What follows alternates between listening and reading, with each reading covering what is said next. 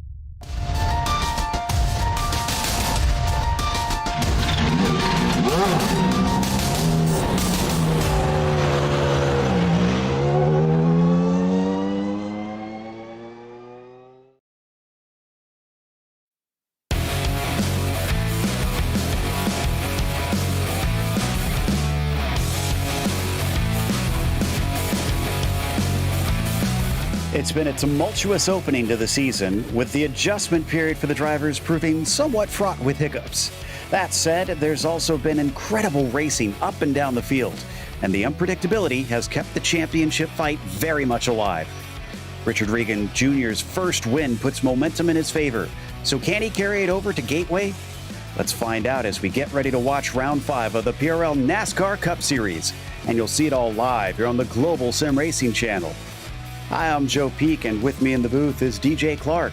Behind the scenes is our director and Simmy Award winner Ryan Bauer, and he's using cameras provided by Dougie Beard. Gateway is one of the most unique ovals built in the modern era. One part Martinsville, one part Darlington. It might be easier to explain by simply showing you what we mean with our track guide.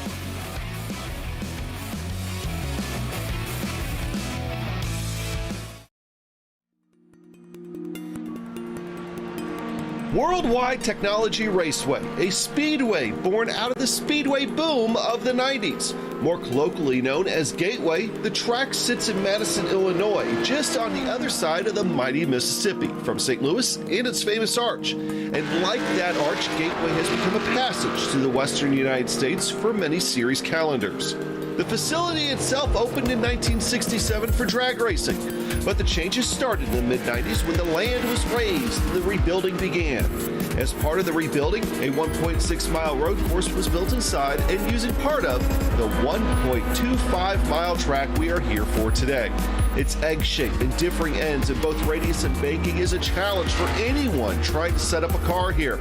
Even though the banking itself isn't too different, 11 degrees in 1 and 2 and 9 degrees in 3 and 4, the radius of 3 and 4 is much wider, so you carry a lot of speed down that front straightaway, which has led to some drama and classic finishes over the years in iRacing and on the real-life track. IndyCar returned here in 2017 after 14 years away, and in a short amount of time has become a coveted spot on that schedule. The NASCAR trucks also make a regular trip here every single year. ARCA is more off and on, and we'll sometimes get some late model and super late model action here with more regional series. Now, with downtown St. Louis and the Gateway Arch as a backdrop, it's getting time to drop the green flag at Worldwide Technology Raceway.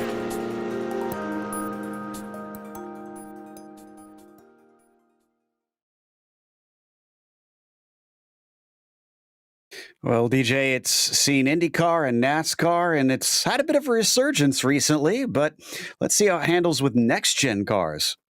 Well, Joe, these next gens are going to be in for a real handful around Gateway, as it is commonly known. Turns 1 and 2 are very, very tight, and it tends to be the sort of middle groove that you want to take there. There's going to be a lot of braking that you need coming into the corner, and we've seen them dump down to about third or fourth gear to get that corner right. Turn 3 and 4, that's going to be a little bit longer, maybe just a little bit of lifting off of the throttle, some slight brush braking, keeping it in fourth or fifth gear all the way around, depending on how you like the car to feel. There will be overtaking, but I think the biggest thing that the driver's going to have to keep in mind is you don't want to be too aggressive, because either through 1 and 2 or 3 and 4, if you get too low and so much as brush the serrated curbing around the inside of this track, it is a one-way ticket to a spin. Yeah, and that could mean some cautions, but we'll see how that plays out in a moment. First, we want to talk about how our broadcast is brought to you by ASR. Owned and operated by passionate sim racers, Advanced Sim Racing designs and builds the sturdiest and most durable aluminum profile racing simulation cockpits available in the market today. Visit them at advancedsimracing.com. It's also sponsored by RaceLab. RaceLab helps you to improve your driving skills. With modern overlays, race statistics, and native VR integration, you can get the best out of iRacing. Start using it now for free at racelab.app. Today's broadcast is also proudly sponsored by ButtKicker. ButtKicker products add an incredible immersion and realism to any game. Feel every nuance and truly put yourself in the driver's seat. Check them out at thebuttkicker.com. And finally, the PRL NASCAR Cup Series is brought to you by NinjaTrader. Ready to compete against the financial markets? Supporting over 60,000 users across the globe, NinjaTrader provides award-winning trading software and brokerage services. NinjaTrader is always free to use for advanced charting, backtesting, and trade simulation. Visit ninjatrader.com to get started with a risk-free trading simulator and start tracking your performance. Let's take a look at the championship. Obviously, we were not able to cover Texas last round for round 4, but James O'Brien still leading the way over Eric Papineau, with Waldo Walden down there in third, about 4 points back, keeping it very tight between himself, Eric, and Skip Gandy, who sits in fourth. And then only 2 more down to a new man amongst the top 5. Richard Regan Jr. got his first win back in the Lone Star State, and he is starting to become more and more of a threat in this season. We'll see if that continues on, but let's now take a look at the team standings. Well, just like last season, it's private label Team Hype leading the way by 43 points over SGE eSports Octane, with Dirty South Racing only a point behind them, and private label Team Hype Black only 5 points behind them. So a very close battle for second place. And don't forget about SGE eSports Apex. They're only about 12 points back. So while private label may have a pretty decent advantage here up at the front, that battle for P2, very, very tight, Joe. It is, and I'm kind of curious if it's going to stay that way for the entirety of the season. But for today's race, we have round 5, as I mentioned, so halfway through, 135 laps out there. Now, have to remember, this is also time limited, and so far that's been a big sticking point this season, as they haven't made it yet on the broadcast. Now, I think they did make it on the non-broadcasted race at Texas. I'll have to double check the stats on that, but I do recall seeing that they had made all the laps, but they also have a limited tire set, which could be important at a track with tight turns like this. And it is fixed setup this season as compared to the open setup from what we saw in seasons prior for the Cup cars. No spare car, though. If you get damage out here, you're going to have to come in and get it fixed. And they still have the 24 incident limit, as always, in this series. We are in the midst of practice, actually, honestly, in the end of a practice, and then we'll head off to qualifying. You talked about drivers having to watch out, trying to make overtakes and trying to race side by side through here. DJ, I have a feeling that qualifying position may wind up being very important. Yeah, indeed. Qualifying is going to be very, very king around here. You want to start yourself up forward in the field for two reasons. Number one, you're not going to have to make as many sketchy overtakes to get to the point position. And number two, as we suspect, it's pretty easy to spin the tires coming off of these corners, especially if they get a little bit worn in. So if that happens, you do not want to be in the back of the field. It's a relatively narrow oval around here. Very, very easy to get caught up in a big kerfuffle. One driver that's been interesting me today, as we watch from Mark Kalen's perspective here, is Pat Harvey in the 67. I've been watching him during the warm-up. He's been actually pretty fast. He doesn't have a single top 10 to his name so far this season. And there you see the Mid-South driver just coming back out for some last little practice before we tick on over to the qualifying session. I wonder if today might be his day, if this is a track that just kind of clicks with him, and he's maybe a bit of a specialist here. It very well may be indeed a day for Pat Harvey. This is a love it or hate it kind of track, Joe. You either really, really enjoy the way that this track feels and flows, or you just can't find a rhythm around here. For fans of the IndyCar scene who obviously know this well or may not be as familiar with it, think of it a little bit like Motegi in the way that it runs, but a lot tighter. Oh, that's a hard lick into the wall for Pat Harvey. Let's hope that that is the commentator's curse out of the way early for him. Indeed, and well, it's going to be a little hot out there, which could be a big problem for some people, especially if we get some long runs. Crossing our fingers that we do see that. 108 Fahrenheit on the surface, 42 Celsius. I kind of scribbled a note for myself here, DJ. I feel like those corner exits gonna be a big talking point throughout the day. Who can keep hold of those rear tires? Yeah, indeed. It's going to be very, very tricky to get that right. And that's part of the reason we're seeing a lot of drivers take that medium to high lane around, is it doesn't wear the tires as much. You're not putting nearly as much force through them if you're a little higher up the track. So that may be a reason as well. And anything you can really do to minimize any of that wheel spin coming off of 2 or 4, something you definitely want to try to do. All right, practice is over. Now the real fun starts to begin, and it's time to perform. So who has got the 1-lap pace? They only get 2 laps around here to try to set their best time, and the temperatures have not really changed out here. It's going to stay the same. Middle of the day race as compared to what we see. You mentioned IndyCar as well. They're known for racing under the lights here in more recent years, but this is going to be under the hot Midwest sun. Indeed it is, and anybody that knows what a Midwestern summer is like knows that it can be very, very toasty. Frankly, I'm amazed that we don't have more than 49% humidity coming around here as we watch Trent Dinkle carrying that wide arc. He's going to dive the car down the corner, really diamond off that apex, trying to maximize speed before he goes into turn 1 and has to get on the brakes. Yep, he's going to be the first one to set a time in that 5:01 machine, as long as he does keep it out of the wall. Looks pretty decent here running that middle line through 1 and 2. Keeps it off the wall, nice and tidy. Now he just has to do the same through 3 and 4 and keep from spinning the wheels off of the turn. Right in the high line here, though, way up against the wall. And wonder if he's just trying to get himself a better launch and go for a better lap on the second lap here. that could be what he is doing. Maybe just warming up the tires a little bit, trying to maximize speed. There you go, diving it down. Joshua Daniels setting a provisional best time there. Dinkel not as fast. I would expect Dinkel to probably be a little bit faster. Let's see what line he runs coming down to 3 and 4. This is where he's going to set up the corner. Yeah, that's a little bit more of a traditional line for him. He's going to take the low line through there. Yeah, definitely was trying to square off the exit there on that first time lap, but this puts pressure down to perform on this second one, and it's a 34 flat that will take him up to the front row, but still not quicker than Josh Daniels, who has improved to a 33.8 on his second lap.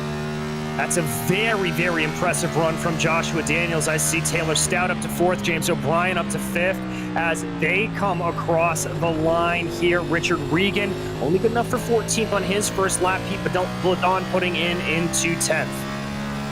Ooh, and James O'Brien on his second lap smacked the wall. So the number 9 and our points leader is not going to be able to take a second lap to try and improve. And he's sitting in 5th, so he's not too bad. But here we go with Josh Conker. Let's see what he's got underneath him. Coming down to the line on his second time lap, the 54 has a 33.9. That's a very good one. That's front row worthy. And Richard Regan Jr. just pops in behind him into 3rd now. Indeed, Abner Acosta's first lap's going to get him a P8 as we watch Mark Kalin trying to set his first lap down here. Ooh, that was a little hit on the wall, but that's going to slow him down on this first lap of his. Yep, finally getting his first time lap now, and it looks like he goes way out wide, shifts way far down, and this is not going to be looking good this first time. He's going to have to really focus on this second lap. Sounds like he's checking up, maybe cooling off the tires. So here we go, second lap now, DJ. Can he get his piece of the pie? Well, we'll have to see if he can. Good diamond off of the corner there. No real massive wiggles. So he's working his way up through the gearbox, up into 5th gear right now. He's going to keep it there, dive it down. Let's see if he takes it into 3rd through here to maximize exit off the corner. No, he's going to keep it in 4th as he just gets slowly back onto the throttle. Again, not wanting to push too much power down through that right foot and spin the tires. A little bit of a smile there from Mark Kalin. I think he's proud of that first corner. He should be. He is looking much quicker on this second lap from what I'm seeing on my timing screen. Let's see if he can at least get it up into the top 10. The 62 is down to the line, nice and tidy. It's a 34 flat. That's an excellent time. That is good enough for 6, and he did indeed get a slice. Good job there for Mark Kalin, being able to get that car exactly where he wants to. So a 6th place, he'll be very, very happy with that, I think. Pat Harvey, we said how good he was doing in the warm-up. Well, he's not backing it up with the qualifying. Only 13th for the number 67. Yeah, not great there for Pat. He's going to have a lot of work to do to get himself up and forward here, but I think that may round out our qualifying, Joe. It is indeed, and it is Josh Daniels who manages to take the pole with his second lap around. His first lap, I think, actually would have been just about good for pole as well. Josh Conker starts next to him with Richard Regan Jr. I said he's got momentum on his side. Certainly looks like it here, starting from 3rd. Patrick Cowgill, P4, as Abner Acosta, good enough for 5th. Mark Kalin, pressure on him for that second lap, but he made it stick with 6th place. Trent Dinkel starts from 7th, as Ryan Goodell will be P8. Row 5 has Taylor Stout and James O'Brien, our points leader. In 11th, it's going to be Mike Witt, followed by Scotty Johnson, with Pat Harvey and Luke Christian in row 7 behind them. Waldo Walden will line up 15th, with Drew DeWeese flanking him, and Brandon Walter and Adam Zemke in row 9.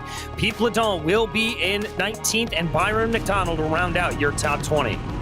Charles Sumner was 21st, but second in the points. Eric Papineau is only 22nd today. That's going to be a bit of a struggle. Jose Medina starts from 23rd, followed by CM Pennington in 24th, and Tom Massey was our last driver to qualify in 25th. Long, Gandy, Besaw Jr., Hudson, Alley, Hilton, Clement, and Wilson will start from the back of the field. Some of those actually serving an EOL penalty. Bob Clement, Daniel Alley, Matthew Long, James Durr, Baron Hilton, and Chris Hudson were not allowed to qualify today. Looks like we got some onboards. Let's take a look at some of our cameras. And I think first up is Trent Dinkle. And the number 501 going to be starting a little bit farther up the field in 7th here. Here is his little traditional cam with the curtains ready to block out any leftover light that might work their way in. And then we got Josh Conker, who is going to be starting from the front row here today for Team Hype. Let's see how he can do from there. After that, it is Patrick Cowgill, who begins this race from 4th, so a little bit heavy weighted here up towards the front of the field for our onboard cams. Great qualifying for Patrick. And we already saw Mark Kalin as well. He is starting from 6th. And then, of course, McDonald gives us a shot here today too. Looks like he might not have that one working right now. Hopefully we'll get that back up and rolling. Okay, then Josh Daniels going to lead the way here, DJ. He came in 6th in the points, got recently overtaken by Richard Regan Jr., and he is going to start ahead of him. Can he turn the tide back into his favor today?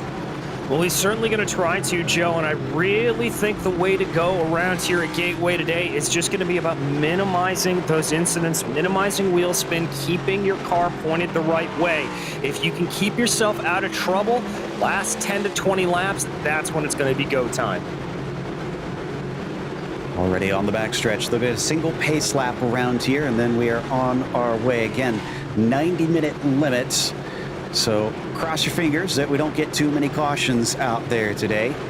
Who knows? Sometimes we've been surprised in the past by this league, and they have been racing for one race since we've been away down in Texas. So maybe something clicked in that time, and we'll have a little bit of a cleaner one compared to the first 3 rounds we covered. 77 getting ready to take off as the Mustang pace car is in.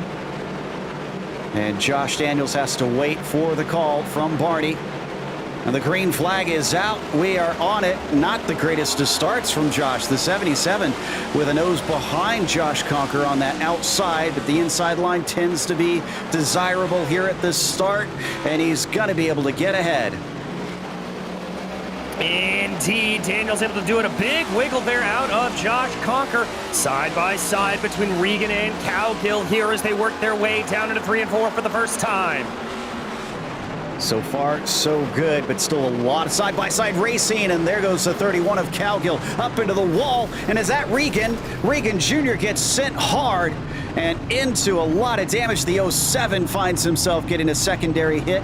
There was a number of drivers involved there. Yeah, there were indeed, and that was some initial contact between Cowgill and Regan. They just bumped a little bit. Cowgill got up into the wall. Regan, I thought he was able to collect the car back under him, but it just didn't look like he was. Yeah, I think the 46 got loose initially. Let's take a look here at the start. There he is starting from row 2. So everything hunky-dory coming through 1 and 2. And then it's down into 3 that you're going to see the rear start to snap loose from this 46. Watch it as he enters. Someone smacked the wall off the 2, though, in the background. Yeah, they did. So here's that 46. He's going to get loose right about here. That rear end starts to slap away.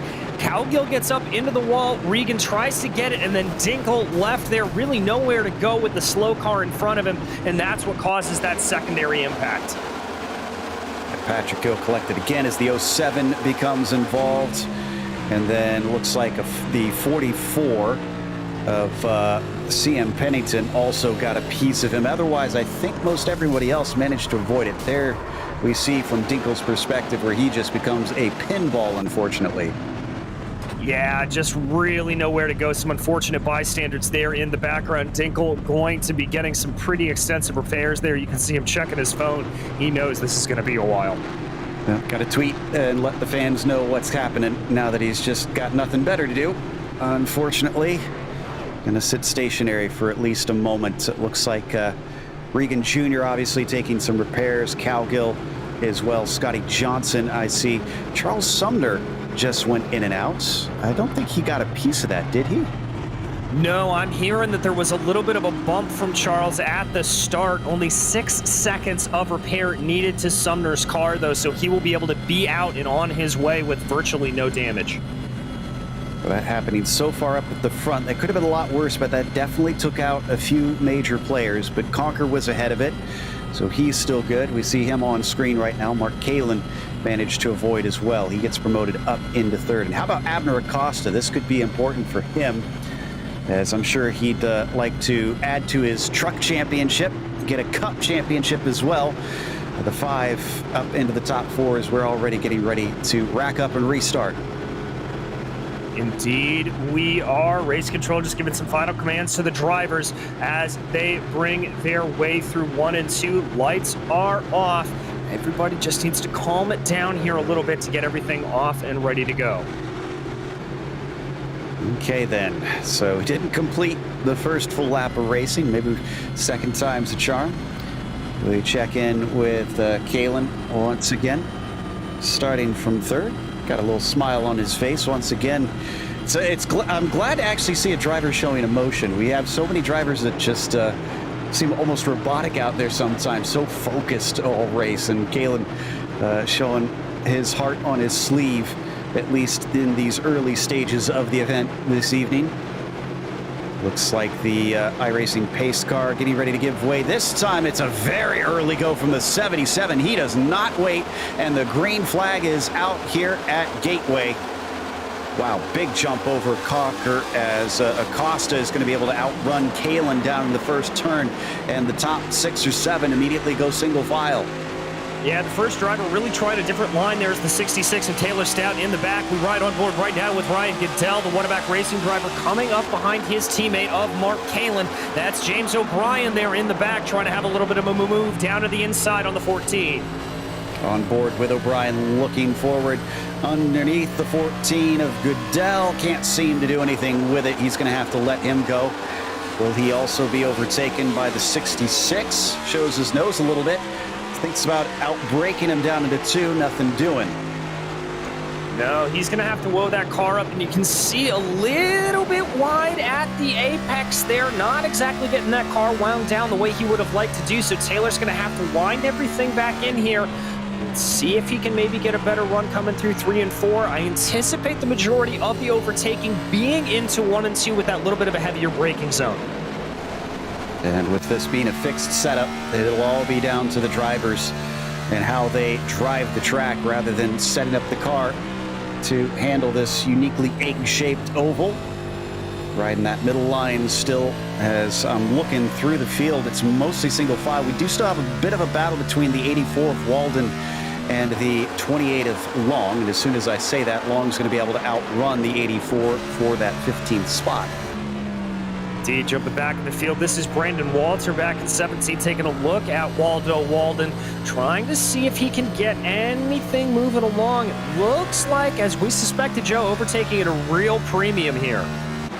It is, and well, it seems like Long wasn't told that, because now he's going by the likes of Papineau into 14th. So Matthew is making quick work here after not being allowed to qualify today because of his penalty, and is picking them off one by one. Yeah, the Dirty South Racing driver really on a desire to get himself forward. That directly ahead of him is going to be Pat Harvey. Pat has not changed positions. He still rides around in 13th, despite that great practice time we saw out of the 67. Indeed, jumping up to the 54 of Josh Conker, not able to hold on to Daniels. The Love Racing driver has kind of checked out at this stage. Looking back from Conker, it's old rival Abner Acosta, but he's got about a half-second gap to him. Yeah, he's got a pretty big one, and Abner's got to worry about Mark Kalin coming up behind him. Kalin looks like he's got a whole lot of speed, and he's really hauling here, trying to maybe get... Ooh, that was a little bit of a wiggle coming off 3 and 4. It's, that car not exactly looking the happiest, but Mark's got it under control, it looks like. We watch the 62 here, down through 1 and 2, keeping the pressure on to that number 5 machine as we watch from his dash cam coming down into 3 and 4. Already up to lap 10 now, so we're getting into a groove from here. And we look a little farther back at Long. Let's see what he's up to now. He's got Byron McDonald in front of him. He's already managed to demote Harvey while we weren't looking.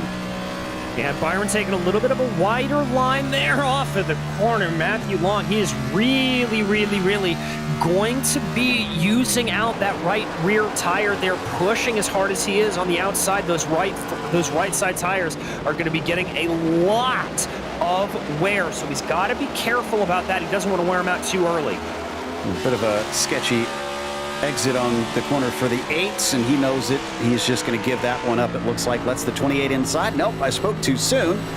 And Long's going to have to fight for it. Byron McDonald's is going to have to finally give it up, and he will slide into 13th. Matthew Long, wow, this is up 14 positions in 12 laps. Yeah, very impressive out of Matthew Long. Good run here from Mark Kalin. Is he going to decide to try to go for the move on Abner Acosta? No, he's going to back out. No, he's going to go for it. That's a little bit of a late dive to the inside of Acosta. It looked like momentum was going to favor the number 5, but I'm not sure as they dive their way out of 4. Just keeps them pinched down, and the 5, yep, has the better shot off the turn. Little update, don't need to go to it, but Daniel Alley in the 666 had a spin, was not near anyone, so that wound up not eliciting a caution today. We stay green.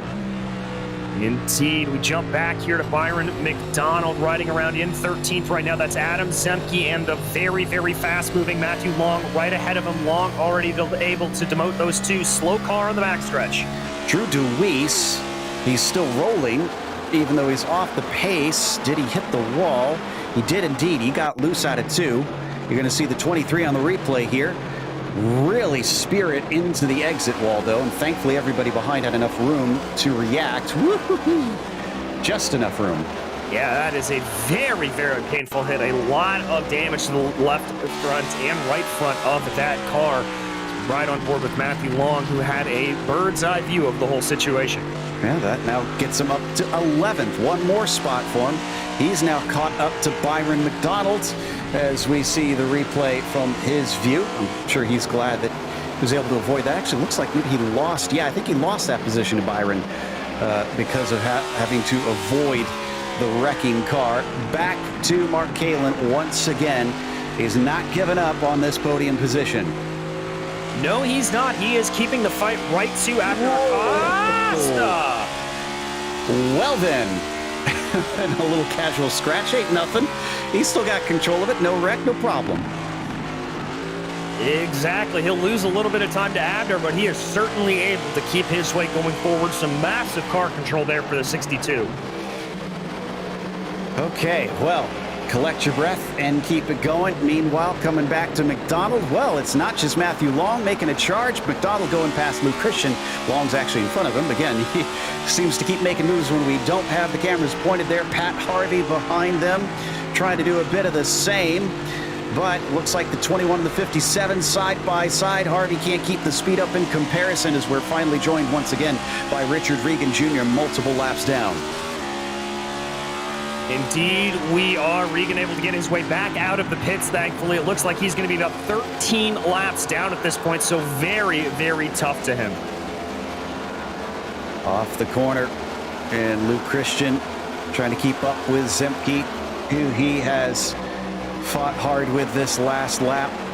Much of the battles at the front have spread apart because of some of those incidents we just seen. The last real battle between Kalin and Acosta split up by that. And I'm seeing a lot of cars that are getting a lot more shaky coming off of turn 2 now that we've had some green flag laps. Harvey likes it. He's going to be able to get on by.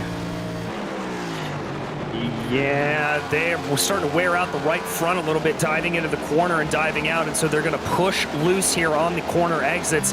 I think you're going to see a lot of sketchiness coming out of 4 and coming out of 2 especially because you're going to be in a little bit of a higher gear because you're going to be downshifting through the corner. I gotta think those 5 tire sets are gonna be like gold to these drivers today. You gotta save them as much as you can based on what we're seeing. We're only on 18, and some of these 18 laps were under caution, DJ.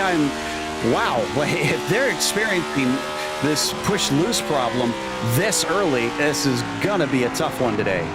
Yeah, it's going to be very, very tricky, and considering we are just past 12:30 p.m. virtual standard time, that means it is just going to keep getting hotter and hotter, Joe. Track temperatures at 113 right now, up from about that 108 point that we saw when we were in qualifying. This is not going to be a problem that goes away, and rest assured that all drivers, yellow, we've got a yellow out on track. It's Besaw on the 3, it looks like. He's off to the inside. And I think maybe only him. Let me check. No. Oh, this starts ahead of Besaw, and he got a bit of the worst of it. Eric Papineau is where this begins. Oh, and there you see the 3 getting collected because of it. Skip Gandy is who he made contact with there. Yeah, indeed, this is Papineau that you see diving down to the inside here. Working it. Oh, and there's that push loose. It just snaps on him. And there you can see the carnage that comes in behind. And the car diving to the inside on the grass is Richard Regan Jr., who doesn't want any more damage than he has to get at this stage. He's already having a bit of a bad day. And to nobody's surprise, everybody comes down into the pits. Part of me says this is a good move, DJ. Part of me says, oh, you should be saving the tires. This is way too early.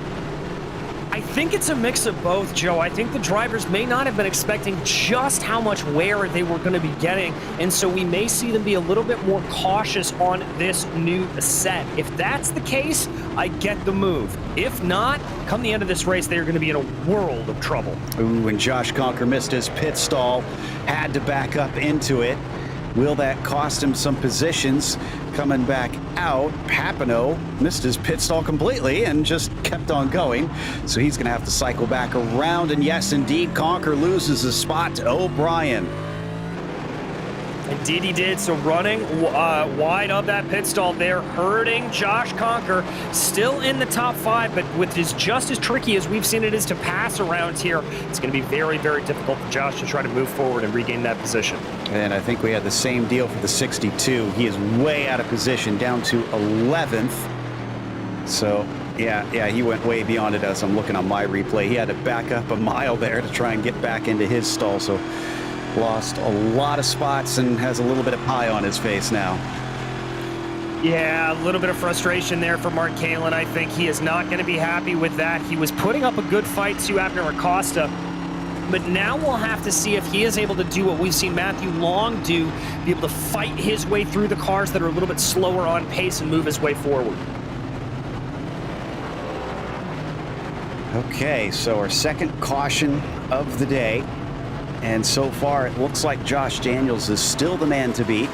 But now he's got James O'Brien starting his outside instead of Josh Conker. Still have Acosta within those top 5. He was looking pretty good, though he certainly had a lot of pressure from Mark Kalin.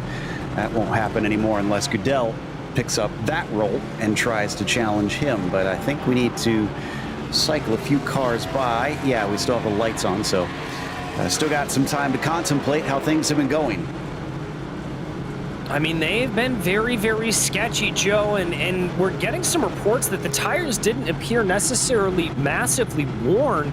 I just think they are overheating to the nth degree around here. So very much a matter of tire conservation, no matter how you take it.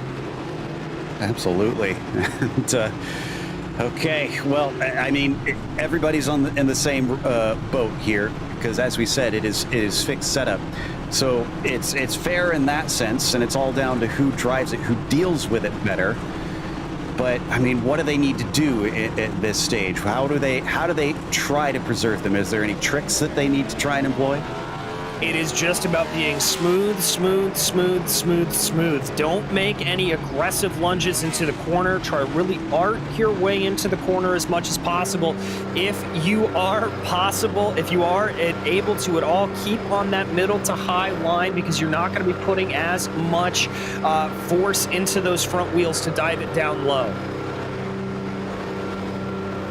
Okay, now we are stacked up and ready to go. Daniels has yet to hand over the lead in this race. All 23 laps have seen that 77 on the point. And other than a bit of a slow start on the initial green, he's pretty much had full control of this. So, can he do the same, or will James O'Brien be able to bring the fight to him a little bit more? Round 3 and 4 they go. Under the toasty Midwest sun, ready to try and tiptoe their way around this time. And once again, it's a very early jump for the 77. Green flag is out, and he is away. In fact, second place might change hands because Cocker got to the inside of the 9 and heading down into turn 1, he backs out. Indeed he does, but the 66 of Taylor Stout looking like he's trying to keep on that high side, able to hold back behind him a little bit. He's going to try to work his way forward on Abner Acosta, but the top 8 or so starting to fall back into single file order. Yeah, not surprised. Nobody, I have to think nobody really wants to fight too hard in these early stages, thinking long term at this point. So back across the line, no change. Daniels, O'Brien, Conker, your top 3. Little bit of a look there as O'Brien is at least poking his nose left and right, tries to cut down low on the 77. Doesn't quite give him much, but at least keeping himself in the mirrors of Josh Daniels. Well, it may just be an issue where he's trying to see if he can force a little bit of an error, Joe. It's almost like road racing around here on a short track such as this. You've got to try to be a little bit aggressive, and if you can start taking up the mental space of the driver in front of you, that is a good thing, and that means they are more likely to make a simple little mistake around here. So watching from Josh Daniels, looking back, ooh, a car going way up high. That's the 62 of Mark Kalin, who overshot turn 1 by a big margin. Thankfully, not too many marbles up there right now, and he was able to keep it out of the wall. But Kalin up to 8th. He has at least gained a few spots since the restart already. Yeah, he has indeed. We've really seen drivers be able to gain some good time on the restarts, and then we start to settle down into this little bit of a lull where it's just a little bit of follow the leader as drivers really start to think more and more about their tire wear. Coming back to the leaders now. Josh Conker still not able to get back as he's fighting it already. That's not a good sign for the 54. And just having to catch it a couple times there, chasing it up the hill. Looks like he's a little distracted though, as the Canadian is watching what looks like to be the NFL, I think. It is indeed, Joe. So if he's able to finish on the podium, we'll have to ask him who he was cheering for in this game. But we'll continue to go around here to ride on board with him. Jumping back there, that's Chris Hudson trying to make a little bit of a look on the 21 of Luke Christian. And Luke Christian was having quite a bit of fun in that first stint, really making some good passes. But Christian isn't even phased as the look to the inside from Hudson does not shake him off of his racing line. Behind him, Baron Hilton giving watch. Started from 31st, unable to qualify in today's race due to a penalty. So halfway up the field, can he make the other half? And we go back to Mark Kalin now on the hood of that number 62. He's taking 1 and 2 a little bit better this time around, but he's behind Matt Long, who is a man on a mission today. DDS looks a little bit frustrated to be bottled up like he is right now. Long, though, the car to follow if he wants to be moving his way forward here and try to get ahead. Okay, so far, Mark Kalin, at least in the first stage, proved he was upper crust in this race, but he's going to have to reprove it all over again off of turn 2. They come and down the back stretch. He's actually getting pretty close to Long, I will admit. So he does seem to have some speed in there. Yeah, he certainly does. He is starting to push that on a little bit closer. He's just looking for that sweet spot to be able to try to make the move, and it may come in the form of Brian Goodell. I think Long may get a little bit impatient here trying to make a move on Goodell, and if it doesn't pan out, that's when Mark Kalin is going to want to pounce. So if you're the 62, do you kind of set your tires on the sill to cool and wait for the 28 to do his stuff, or do you, I mean, look at him now. He's staying aggressive and staying right up behind him. I mean, I would personally take a little bit more of a passive view at this, just not try to overdrive the car with as much heat as we've seen going into the tires. But Mark knows what the car's, oh, not with that snap. You have got to back it off, try to cool the tires here at this point. Oof, yeah, he really does, and that lost him a lot of space up to Matthew Long, unfortunately. So Mike Witt starting to get interested behind him. In the meantime, back up to second place. Oh, that was a bad run through 1 and 2. Conker knows it. He immediately tries to pounce on that. The 54 does get it to the inside. He's got to complete it into 3 and 4, and he's got it. Nice job, and that is exactly what I was talking about, of trying to take advantage of other drivers' mistakes. That's exactly what you have to do to really try to get your way forward, and Josh Conker, I think, pretty happy about that move right there. You can see it on his face. So back up into second where he was before, and where he actually started this race. So P1 and P2 have effectively gotten themselves to stasis. And so, man, O'Brien's struggling now. I wonder if that little slip-up that he had cost him some of that valuable temperature. And behind, we got a battle between Long and Kalen. Kalen deciding enough is enough and going for the move there. He is going to be able to get up on by, move Kalen back into P7. A smooth move, smooth as mom's apple pie, as the 62 sets his sights farther forward. And McDonald's here, a little bit farther back in the number 8, sitting in 11th position, up from 20th on the grid himself. That's Semke in front of him in the green. Indeed it is, as Abner Acosta chucking that car very deep down through 3 and 4, trying to see if there's anything to be had on struggling James O'Brien, really diamonding off that corner there, and look at the speed he's able to gain over the 9. That definitely helped big time. And Acosta has plenty of experience at this stage racing up against these guys. So let's see. Ooh, staying down low, coming off of 2. But without drifting off to the outside, looks like he can't keep the speed up quite like O'Brien. No, I don't think he quite got the run, but he knows O'Brien is weak. There, he's going to go for a very low move. O'Brien shutting the door a little bit, if that is what he wants to do, and indeed he does. That's going to check up Abner. And I'll tell you what, Private Label is once again going to be racking up points here in the Teams Championship. They've got 2, 3, and 4 on their various Private Label hype teams. So as they come down the back stretch, we come back to Walter in the 99, who's trying to see if he can go by Chris Hudson. Whoa, that was a little bit close.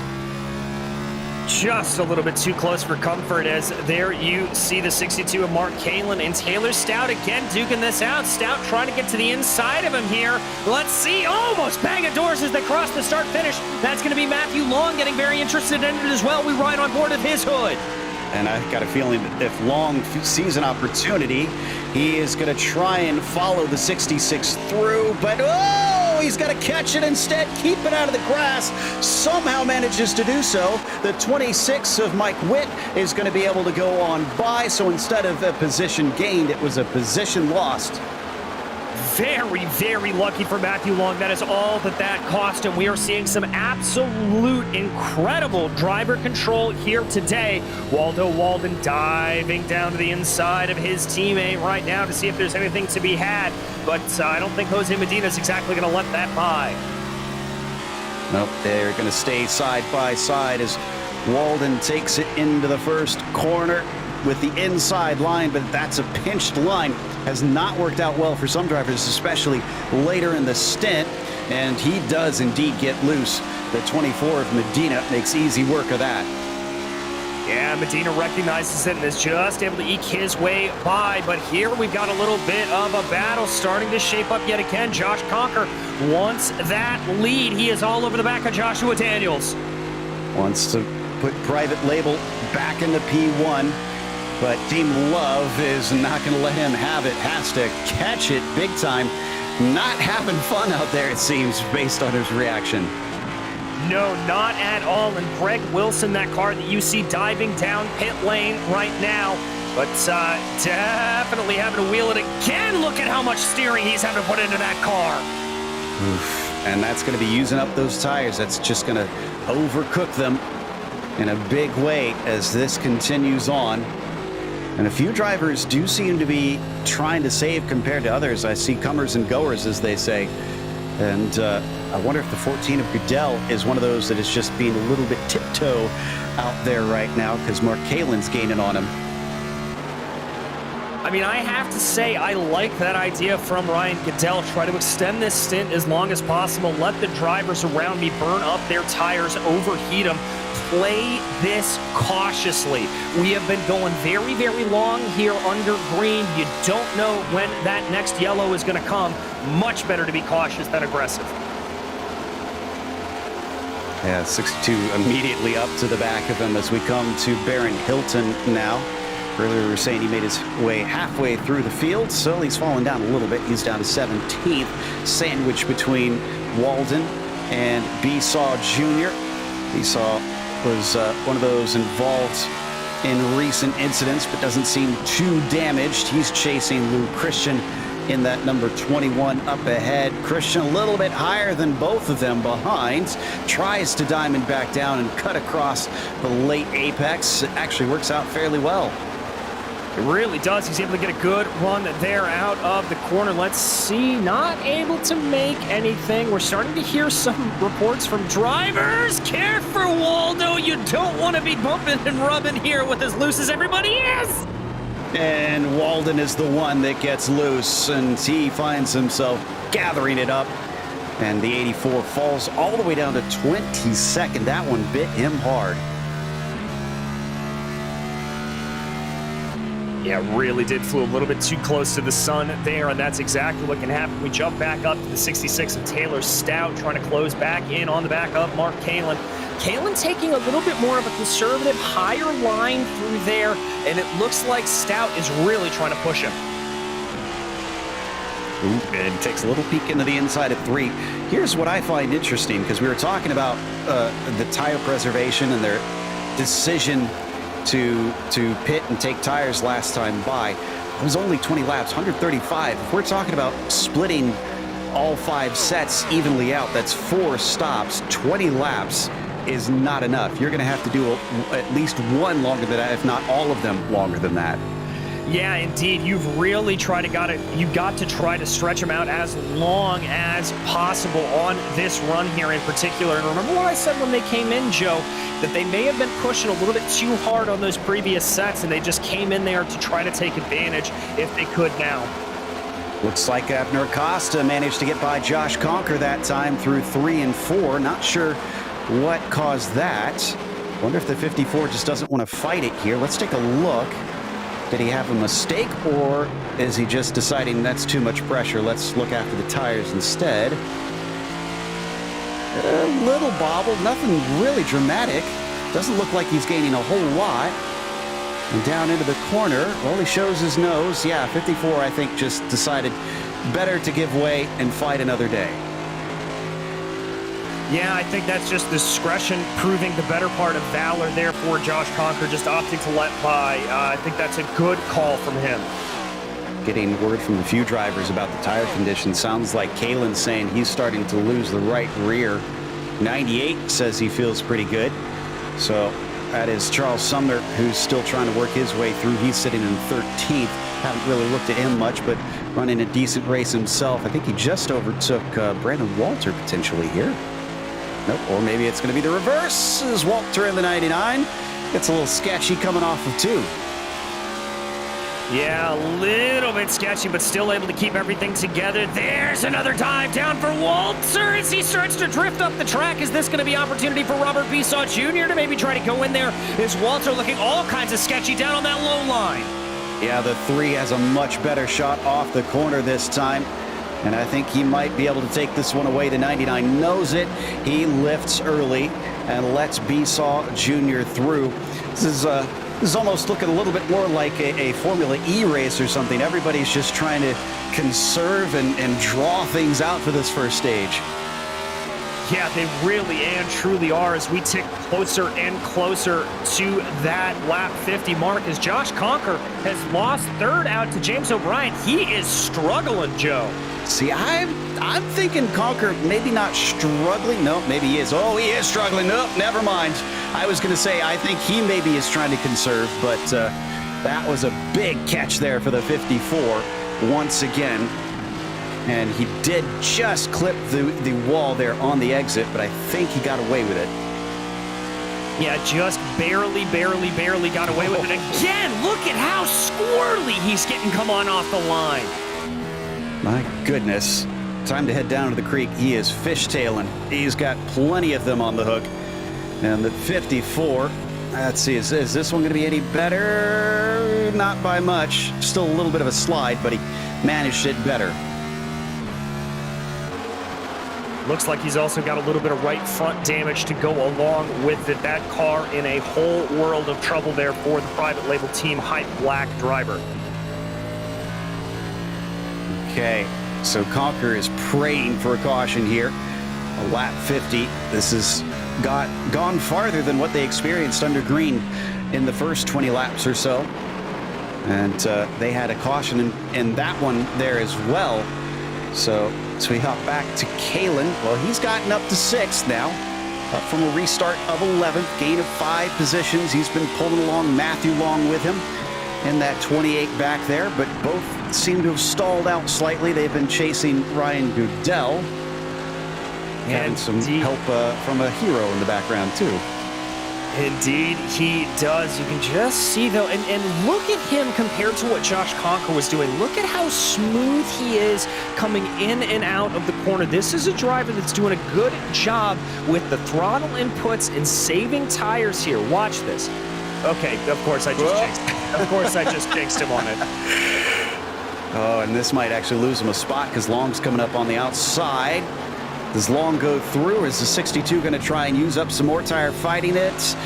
Doesn't go in terribly deep, but he's still holding tight down to the bottom. Off the turn, Matthew Long has now slotted himself into 6th. That's Matthew Long there being opportunistic when he saw that problem from Mark Kalen.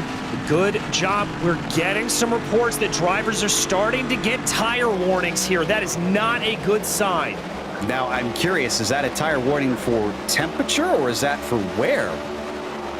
Because if it's wear, that's shocking. If it's tire temperature, that's interesting. But we watch from Pat Harvey now. Here as he still is in 16th. He's just behind Baron Hilton. And even though he's got a good run, oh, and we got a caution. I think Luke Christian. Yep, Luke Christian on the backstretch, conveniently parked with a little gap in the wall. Yeah, just kind of caught that. We haven't really had a chance to talk about how that will catch drivers out there, Joe, but let's watch this from Christian. So this is going to be him down to that low side, falling back into line here. Going to come through 1 and 2, and I've got to imagine he is just going to get himself into a tank slapper here coming out of the corner. Here he comes. Yep. Oh. But he did get the wall, and again, before it turns him around.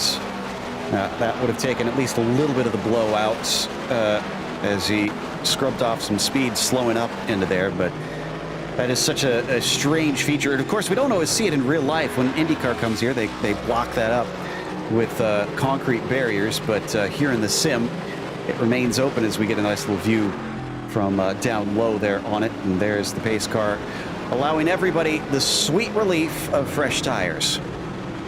Yeah, those are going to be very, very welcomed here as everybody's going to come back in. I'm going to be interested to see if we see more aggression or less aggression on these opening laps, Joe, after the yellow comes, after we go back to green, to see if drivers know that that's really the only chance that they're going to get to be able to move on by, or if they're going to want to just try to conserve those tires as much as possible. And everybody is coming in. I do not see anyone daring to stay out except for those lapped cars who will have to come back around and take their stops. What about the entry into their pit stalls this time? We saw a few drivers miss it last time out. Top 2 were good this time out, at least Conker and Daniels. Oh, and Luke Christian missed his pit stall. So he just kept on going. Looks like the 44 of CM Pennington did the same. Or was he in already? Well, that is weird. Pennington shows us he's taken a stop, and a full stop, but he comes out ahead of them. It looks like Daniel's the first out, Acosta out second, and O'Brien third. But Conker is going to have to sit still and fix some damage, or did he get a penalty here? I'm not sure, Joe. We're waiting to see. I mean, that's the face of somebody that's waiting one way or the other. Yeah, I don't think that is a waiting for a penalty to go. I think that's a waiting for damage to fix itself. Yep, that is on his way. Sacrifice some track position, which is another thing you really don't want to give up here, but he knows better than we do what the car is handling like. Yeah, and there comes a critical mass with it. As loose as we saw that car being, I can't imagine that he'd want to be driving around with a little bit of a damaged car as well. So probably a good call there for Josh Conker to come on in, get that damage repair if he can. I have to say, though, I'm impressed. We're on caution number 3 on lap 56. So they've been doing fairly well out there, as even when the cars get pretty darn loose. As we watch from Cal Gill's perspective, he had an early wreck, unfortunately, and that sent him to the back. He is currently running 28th and just returning to the circuit. There you see a few of our drivers all up and taking breaks. In fact, Kalen checking his phone. I mean, you got to do something when you are under yellow sometimes, so that may be the time to do it for these drivers. I can even do that during broadcast. The director in iRacing likes to yell at us if he catches us checking our phones during that. So as we come around, we should get stacked up pretty soon. And Josh Daniels leads the way. Acosta second, O'Brien third. Goodell up to 4th position with those pit stops. Matthew Long to P5. And Mark Kalin 6th. Now we heard an engine blow on pit lane. I'm trying to see who that was. I'm looking right now, Joe. It may be Greg Wilson potentially. There was definitely some smoke coming off the back of a car, or Richard Regan Jr. potentially as well. Yeah, he's sitting out there. I'm rewinding to see if there's been any sort of smoke. No, Regan's just taken off, so it's definitely not him. he's got a whole engine. He's 27th. He's actually, and this is, again, the sign of a driver that knows that every position counts. Regan's up to 27th now. So, yeah, it's not great, but that's better than a 32nd or 33rd today. Indeed it is. We're hearing that it was Bob Clement, I believe, who blew the engine down pit lane. Here we go. We're going to restart once again. And it is still Josh Daniels who has yet to relinquish the lead here. And once again, he likes those early restarts. He does not wait at all. Green flag is out. We got a battle for second behind him. Acosta does not want to give that one up. O'Brien's going to fight him down into turn 1. We see this even with IndyCar and behind them. Way high Taylor Stout up into the outside wall. Just glances it, but holds on, and it looks like Acosta will keep P2, 9 to 3rd. Indeed he will, and that was really as a result of some contact there in the back. He got a big push. That is what pushed Matthew Long and Taylor Stout up there. Stout pushing Long up the track. Whew. That was a frantic restart into turn 1, but we're used to seeing that from IndyCar in this at this track.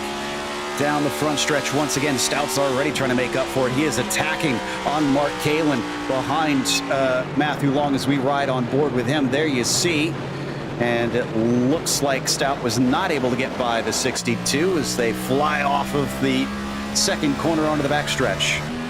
Indeed, jumping back to ride on board with Robert Bissaw Jr. Looked like he had a little bit of a run there going on Pat Harvey up ahead of him, but decided to back out of it. I'm getting the sense here that drivers are really trying to look after their tires, seeing just how long they were able to go under green. Speaking of having to look after tires, Josh Conker, remember, he's going to have to work his way through the field, which will be tough to do, and preserve tires. He had a little contact already with Daniel Alley when we weren't looking, and thankfully for him, that didn't cause a wreck.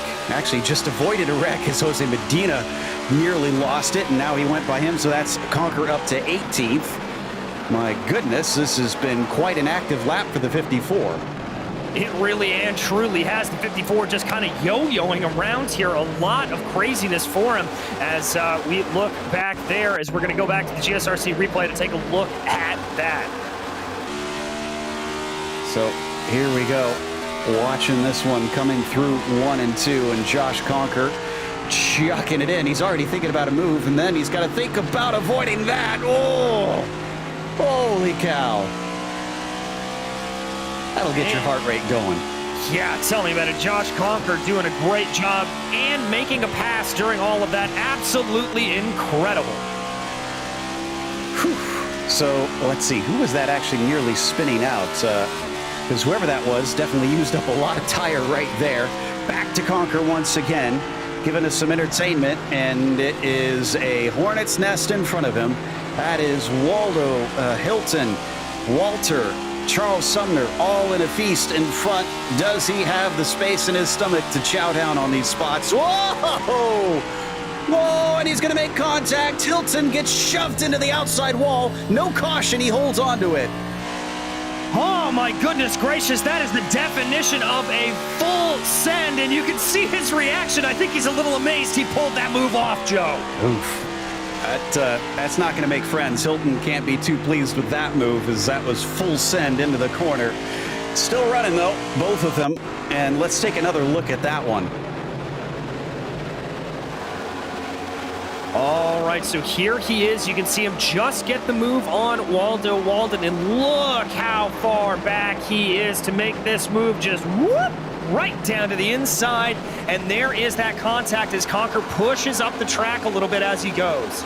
Use those new 00 brand brakes to stop the car, as Baron Hilton helped him make the corner a little bit. Coming back to McDonald's now as we watch him come off of turn 2. This is a little bit higher up in the mid-pack, and he is, I think, the next one up the road. Yeah, McDonald's just ahead of Sumner, so 2 ahead of Josh Conker now. Back up to the very front, Daniel's been kind of cruising about 3/10 ahead of Abner Acosta. O'Brien, Goodell, Long just giving chase, but they don't look too interested in fighting themselves. They've all gone single file and actually even giving each other buffers behind. I think that was the 62 of Kalen having to catch it. Yeah, barely able to catch it there, but these drivers now getting into that groove, Joe, that we talked about, trying to conserve those tires as much as possible. Ooh, is Conker throwing another one down to the inside now of Charles Sumner. He likes making those moves through 3 and 4. This one with a little less contact, but I think Sumner kind of saw the writing on the wall for that one. He lets him go. Okay, Conker now up to 14th. Josh is definitely one that could use another caution to bunch everybody back up soon. Once he starts to feel those tires go to the 44 of Pennington here. Battling a little farther back in the pack. This is Wilson. He's trying to get inside of Daniel Alley in front of him in the 666. Yeah, trying to do his best way there to get by. Able to keep it off the corner. Nice and easy. Ooh, a little bit of a run. He's going to poke his nose to the inside, or at least think about it. We jump back up here. This is Taylor Stout on Mark Kalen. He thinks about a move into 1 and 2, but backs out again. Is it just me, as it seemed like Kalen's had a bit of trouble trying to preserve the tires like some of those around him? Because he's been dropping off. We've seen him have all kinds of issues keeping it from nearly sliding and spinning off the turn. And the 66 is probably seeing the same thing, because he's already trying to pass him. Yeah, it looks like he's really having trouble with the right front tires, getting that grip off of the line that he wants to. Oh, contact into the wall. Just bumped it. I think he got away with it a little bit. Slowed him up somewhat, but the 66 doesn't have the speed to try and take advantage. Have to size him up for a little pass later. Yeah, he's trying to just hold that line to the best of his ability. He's got to be a little bit careful, though. If you try to play defense while you're getting that push-loose sensation, that could be a one-way ticket to disaster. Indeed, and we already saw him clip the wall. We've seen him have some big slides off the corner, but look at this. Do we have somebody that finally has the gumption to challenge Josh Daniels. He's staying within 3/10, and he's starting to gain. It's down to 2/10. Well, Abner may be looking a little bit here at trying to make this push up the field a little bit, try to be able to get himself forward. If he recognizes there's a little blood in the water, rest assured Abner Acosta is going to be one to take it up. Neither of these drivers have taken a win yet this season, so they're both going to be eager. However, the third-place driver, James O'Brien, not only has a win, he's got the points lead, and there is the lap comparison. And Acosta, yeah, for the majority of the last 5 laps, is gaining. Yeah, just slowly but surely reeling him in. Now, as we always like to say, catching is one thing, passing is another. Does Abner want to use up his stuff to try to get on by here? He's going to poke his nose to the outside, try to diamond off the corner a little bit. I'm thinking he wants this. I'm thinking he wants to go ahead, Joe. Now, I'm kind of curious, too, because we saw him take just a slightly higher line than Daniels. Obviously, in the Indy cars and open wheelers, aero wash is a concern, and we got a caution. Is this Pennington? I see Pennington slow on the back straight. Yep, the 44 is going to have a single car incident. And there's a few drivers, either those struggling or those who are trying to climb back through the field, who are very grateful to the independent driver. This is going to happen out of turn 2 here as we watch from the helmet cam. Well, you could see, Joe, through 3 and 4, that car was virtually sideways going through those corners. Let's see as he dives in here. We can feel that right rear just starting to over-rotate on him, and it finally just breaks way. A little bit of overcorrection there and hard into that outside retaining barrier. Yep. Going to wish that he was on the highway like those cars behind him and leaving that embarrassment behind. But now he's going to have to get probably a little bit of damage repaired. Okay, big question mark on this one. Who decides to come in for tires and who decides to stay out? Are you going to see a fake? No. Wow. A lot of drivers electing to stay in. And a few making a late call to follow the leader as well. Mike Witt is the first to gamble. All right, I think Mike may get a little swallowed up here, but it's important to keep in mind that for Mike Witt, he is gonna maybe get swallowed up at the restart, but the biggest thing to have happen here is if we get another couple of cautions as this race goes along, what will happen is Mike Witt will have an extra set of tires to use at the end, and that could pay out massively. Yeah, see, I think the long game is the way to go in this race, because we still don't know what the cautions are going to continue to look like. This is about the quickest back-to-back ones we've seen so far, and if it's a caution breeds caution situation, we're going to wind up with a time-limited race. We haven't really mentioned it because it's not been an issue up to this point, and coming off the line, bit of a race for some of our drivers, but Daniels will retain the first off. But now he's got some cars to overtake, which will be the first time he's experienced that today. Mike Witt, Pat Harvey, Robert Besaw Jr., Waldo Walden, Eric Papineau. Yeah, those 5 are the only ones that elected to stay out, but I'm starting to see Papineau change his mind, and I think he's going to come on in. I think he might as well. We'll have to see what they do here on this second part of the caution lap. Just taking a look back at the rest of the field. Yep, so the other 4 decide to stick with their decision. Papineau's going to give up the track position and decide to go with the tires instead. But, okay, some gamblers, some drivers that are willing to roll the dice here as we get down to 63 to go. So we are past the halfway point. Let's see.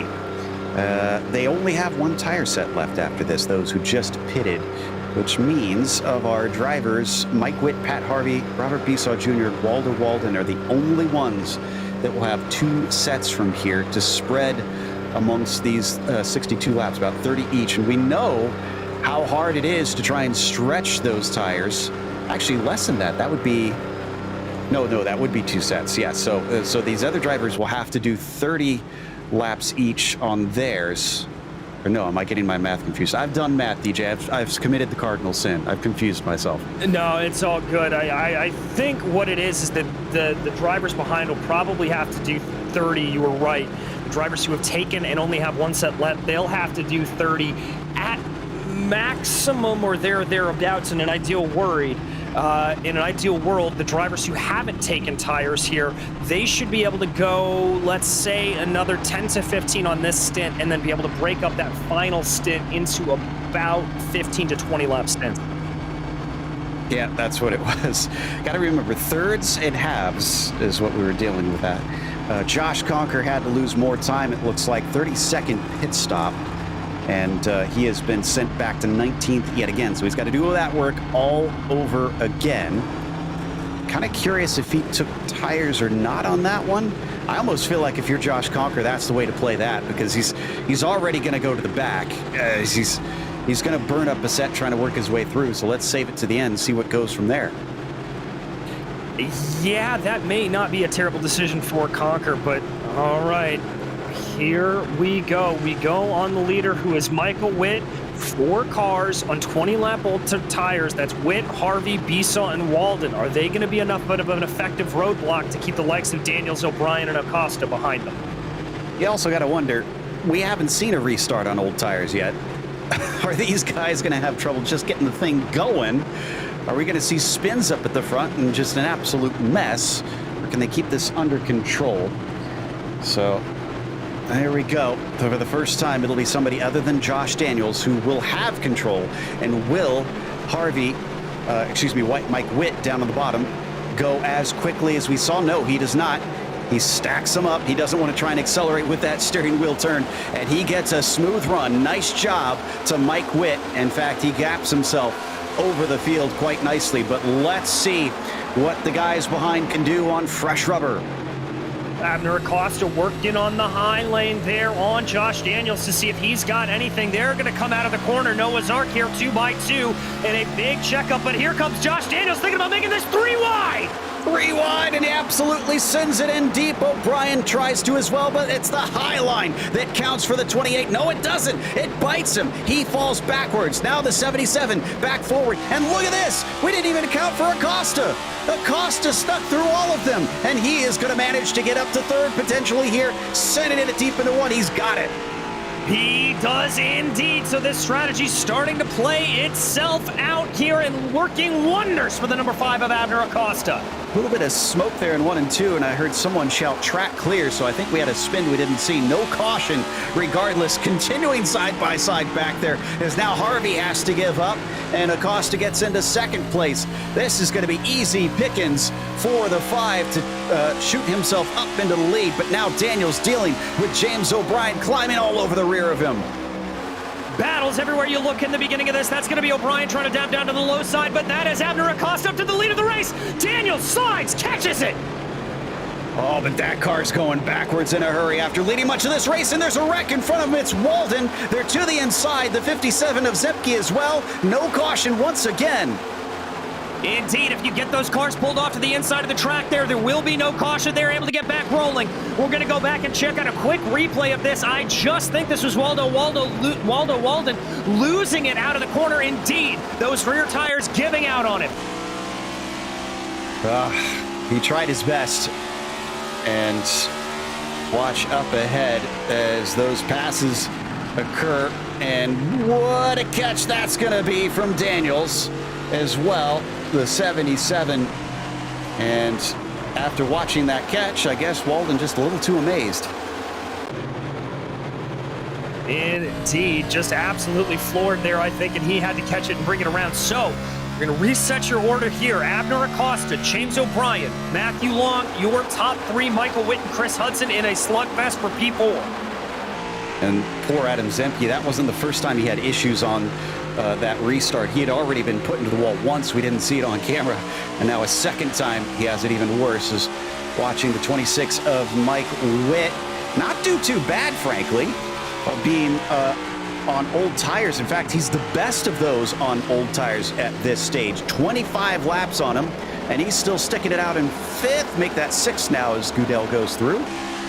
Indeed, this is where it looks like he's going to start to bleed positions as we watch the 14 just working his way by. But Mike Witt not letting him go by without a fight.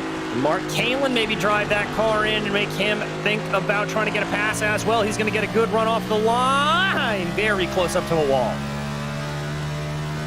We've so far avoided a caution after all of this, but I don't think we're out of the woods quite yet, as those drivers on old tires could be regretting their decision if this continues to go green from here. And indeed, you can see that Mike Witt is starting to lose them left and right. That was Conker. Holy cow, he was 18th on the restart. Conker's in 7th. Oh my goodness gracious, Joe, an absolute madman powering his way through the field. A great job here for Josh Conker as he now is on the back of this leading train. Almost had another caution. The 98 started to lose it. He caught it, and he falls down to 19th. So Sumner loses positions. And Josh Conker, man, what is that? About 11 positions and 10 laps or something that he has managed to do. Next on his list is Kalin.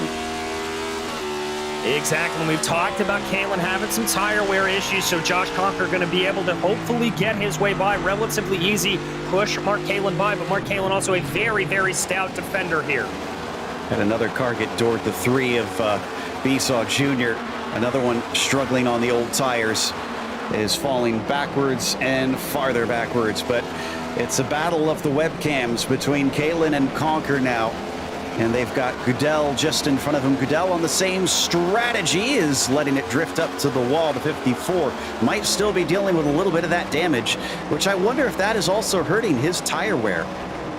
Very well could be. If you've got a little bit of an aerodynamic kit that's not suiting the car the way you want it to be, it will hurt you. As we ride on board with 14, Brandon Walters, he is in a battle. That is Besaw and the 45 of Eric Papineau coming up from behind. Whew. This is fun stuff here in the mid-pack. Don't know if they're having fun on the old tires, though. Once again, Besaw Jr. cannot do much to hold back the onslaught of fresh tire drivers. Ahead of him, he has at least one driver who can sympathize. Pat Harvey stayed out, and he's fallen down to 14th with him. Down to the inside goes Skip Gandy in the 20, seeing if he could overtake Papineau. That doesn't pay dividends. Oh, but Sumner looking to the inside of the 666 there, thinking about making a 3 wide off the corner. He is going to back out of it, not wanting to go too hard. Yeah, I think this is the right call in the midst of this situation. So much happening. You really can't tell what's going to unfold in front of you, since you don't know who could lose control in the midst of the action. We head back to Goodell once again. Got a bit of a train forming. This is behind Matthew Long, who sits in 3rd. Hudson there. Goodell, who we ride on board with Mark Kalin, and Josh Conker in 7th. And Josh Daniels, he has managed to recover to 8th after he fell down. I think it was down to about 14th. Yes, we're really seeing, Joe, these drivers that have a lot of speed, that have a lot of raw speed around here, they're able to make moves, especially early on in the stint. It's later on that we just see everybody kind of peel away a little bit and not necessarily have the ability to go forward. Okay, DJ, your guys like Mike Witt and those who stayed out, Besaw Jr., you're on 30-lap old tires now. It's staying green. When do you give up the ghost and put fresh ones on? You have got to stay out as long as you humanly can at this point, I think. You have committed to this strategy. You can't give up on it quite yet. You have just got to try to hold in there. Actually, credit to Mike Witt. He is still in 11th. That's not too shabby on 33-lap old tires. Now, watching from the perspective of the 14, he's starting to size up Hudson here. And Chris, not succumbing to the pressure, is not going to guard the inside down into 3. Just going to coast it in and let it drift to the bottom. Yeah, we're starting to see those drivers trying to hold off a little bit, just trying to play back a little bit and not go too hard. This is the area of the race when you get into that tire saving strategy. Oof. Well, that was deep into the corner from the 14. So I'm not sure if that was tire saving, as he just chucked it into 1 and 2. Pays for it on the exit, as the car does not seem to have the speed off of there. Back to Conquer behind him. And Josh Conquer coming up through 3 and 4, riding a little bit of a higher line compared to those ahead of him and trying to square it off. Yeah, he's just trying to drive a little bit where they aren't. That got a little bit And we got a caution. there. We got a caution. Baron Hilton coming off of 2. I think it's a single car incident. It is indeed. Thing just spun on him. The 00. He tried to actually keep it from becoming a caution, but there was a few different attempts, and none of them were successful. Still a nice job. He kept it off the wall, so that is going to be helpful there for Baron Hilton. Not going to have any damage that he's going to have to repair. True, and he is practically the savior of those 4 that stayed out, who can now duck in. However, I guess the flip side, DJ, they're going to go in. I can't imagine the rest are going to be pitting this time. 45 laps to go. I would not try to make a last set go 45 laps. I wouldn't either, but this will give a little bit of position here to Michael Witt and some of those drivers then to be able to work their way through the field, hopefully. But this is where this strategy is going to get absolutely fascinating. If we, knock on wood, go green to the end, no. That's Abner coming in. Nope, he's going to fake him out. Oh, and the 28 fell for it. Everybody else, the 14 and the 62 went across the grass. Is that going to be a penalty? It might be. I'm not sure about the pit entry rules here at Gateway in that regard. I know it can be very, very tricky to be able to come around and keep in line when you're under yellow, however. Okay, Stout is coming in. Stout is committing to this being his last stop, 4 tires. And there you see them cutting across the grass. I don't know where the commitment cone. I do know iRacing has a commitment cone for some tracks, but not sure what it is for here. So Stout pits in. Mike Witt, naturally, because he's got an extra set. Harvey did as well. Luke Christian. Yeah, I'm seeing 2 times in pit lane for Luke Christian, so he's got a set. Zemke is in, and I think taking his last set, but he's also got a lot of damage he's dealing with. Who do we have that is done with tires? Sumner's had 4 stops. I don't know if he's had taken tires on all 4, though. Daniel Alley, same situation. And Taylor Stout's just about the only one that we're certain is committed right now. All right, so this is setting the stage here for a fantastic thereabouts 40 lap run to the line.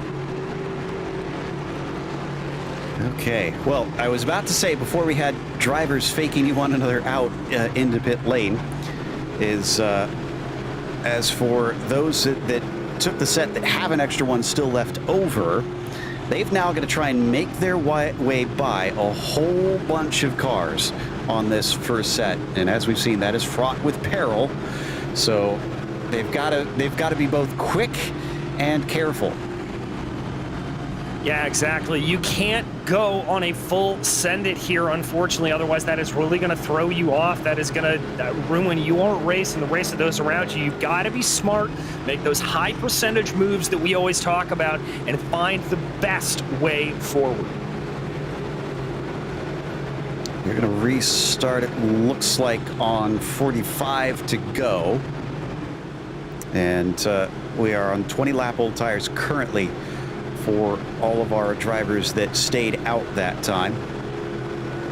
So I imagine maybe about 15 more laps before they're probably going to have to just give it up and come in to take a set.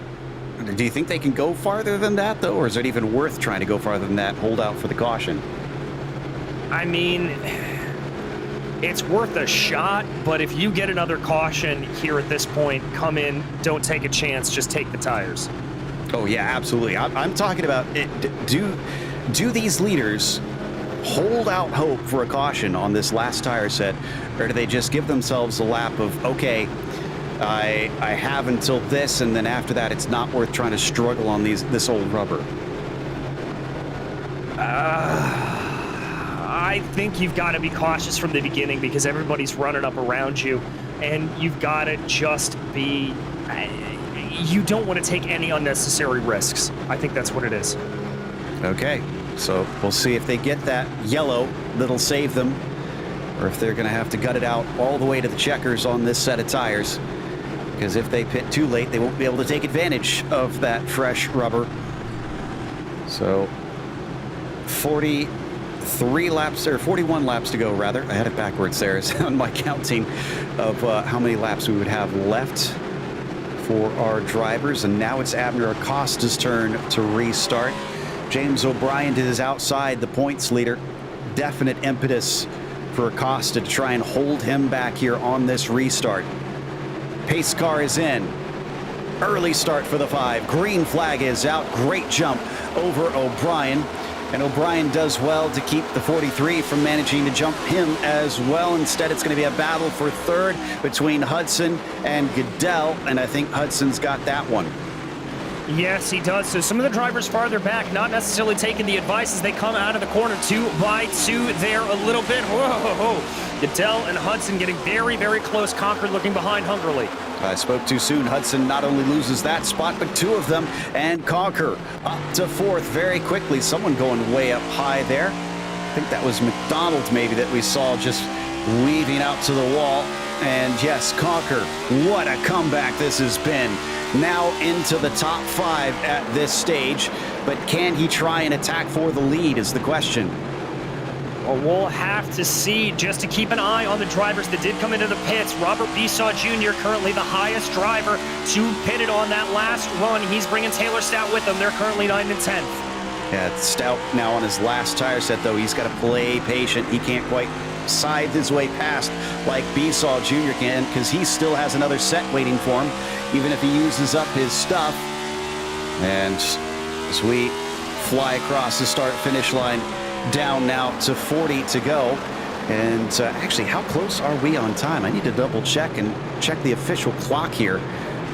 And oh my goodness, the 3 just had a big problem holding off the side of Kalen, and even with the fresh tires, the car almost snapped on him.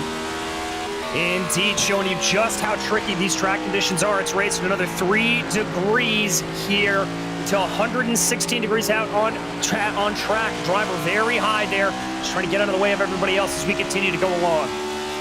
A report, we have 20 minutes left on the clock, and at 34 seconds a lap, we should be able to get through. And Mike Witt, we're watching down low there. That is once again the 3. Besaw Jr. is not able to capitalize on those fresh tires at all.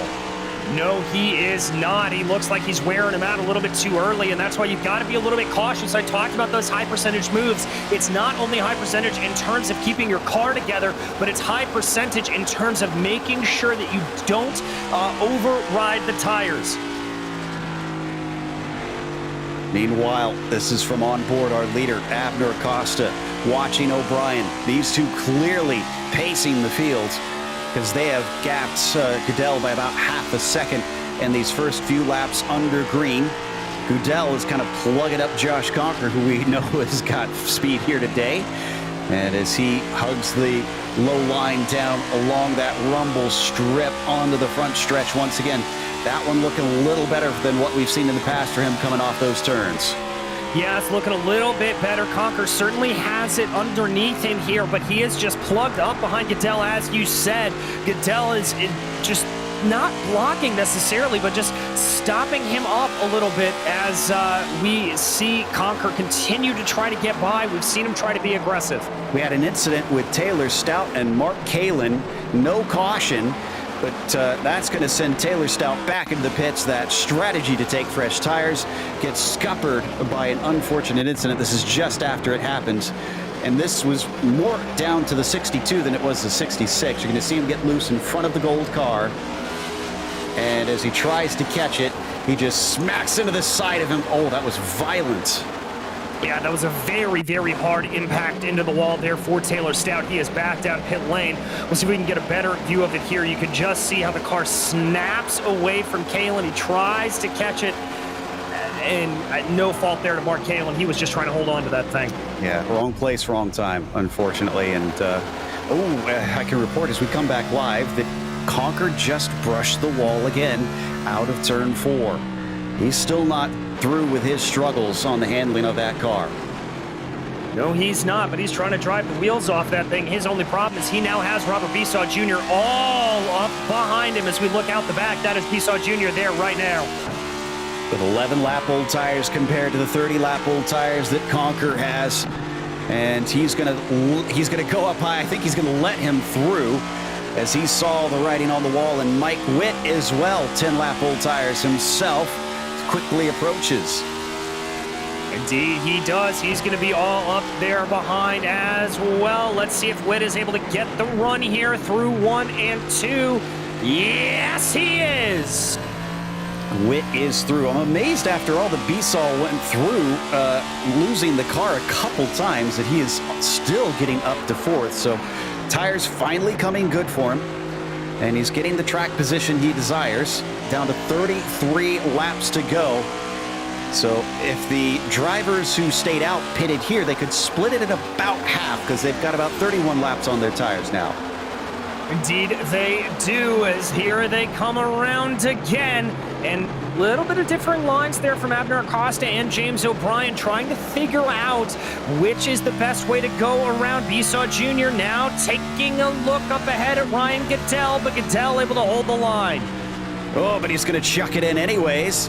Gets the bottom line down through 3 and 4. The 14 gives up the ghost just as a caution comes out. I'm trying to figure out who caused it, though. I'm not seeing. We're hearing Adam Zemke, maybe.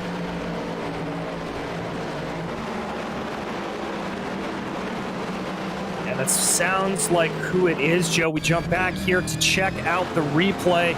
Oh, he blew an engine. Zemke blew the engine. Well, he had some help with that. He hit Patrick Cowgill. Both of them have been involved in incidents already. They both had severely damaged cars and just T-bones him. So what was Sumner doing down there?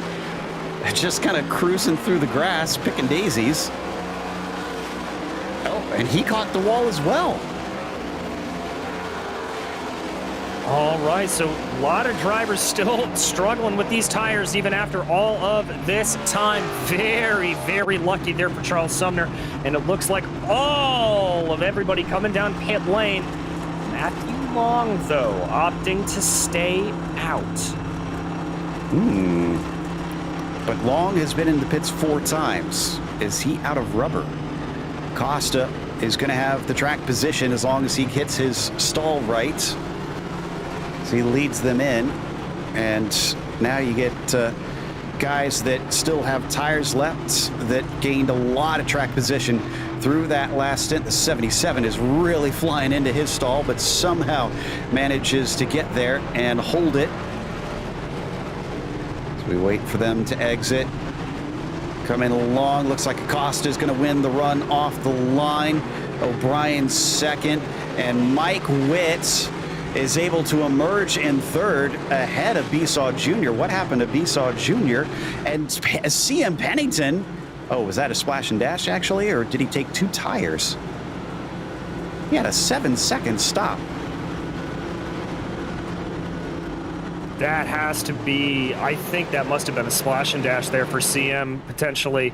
By the way, Matthew Long, we were correct. The reason why he stayed out, he has no tires left. Whoops.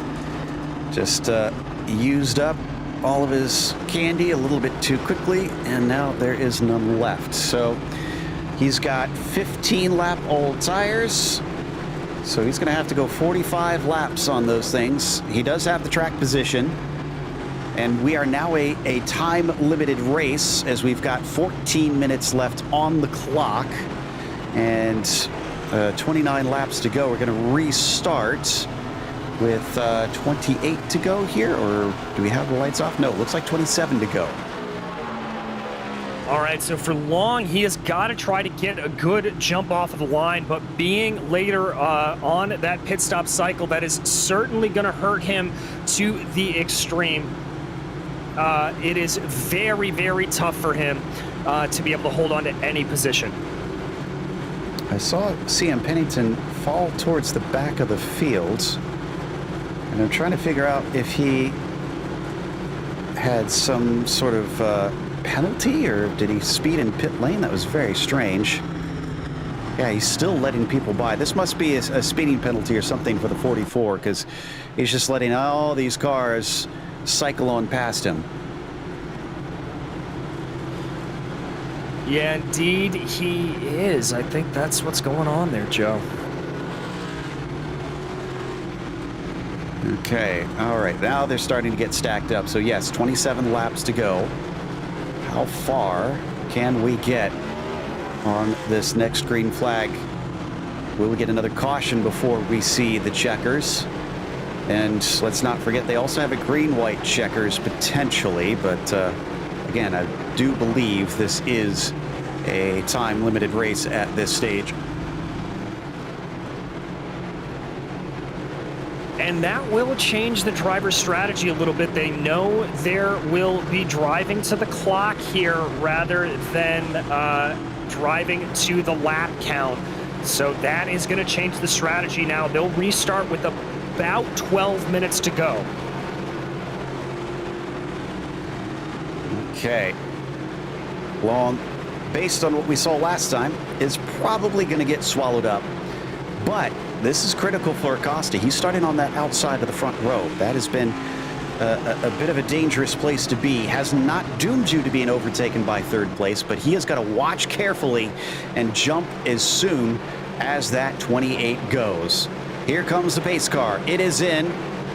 Looking for it. He's holding him up, and now he is on it.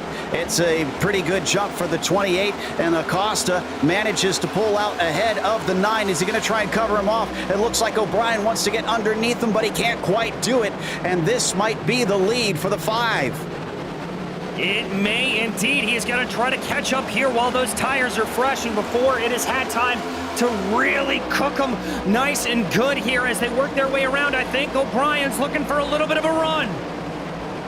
Down into 3 and 4. They're starting to catch up. Long managed to pull away a little bit with that great start, but he's paying with that old rubber. The only driver unable to pit last time.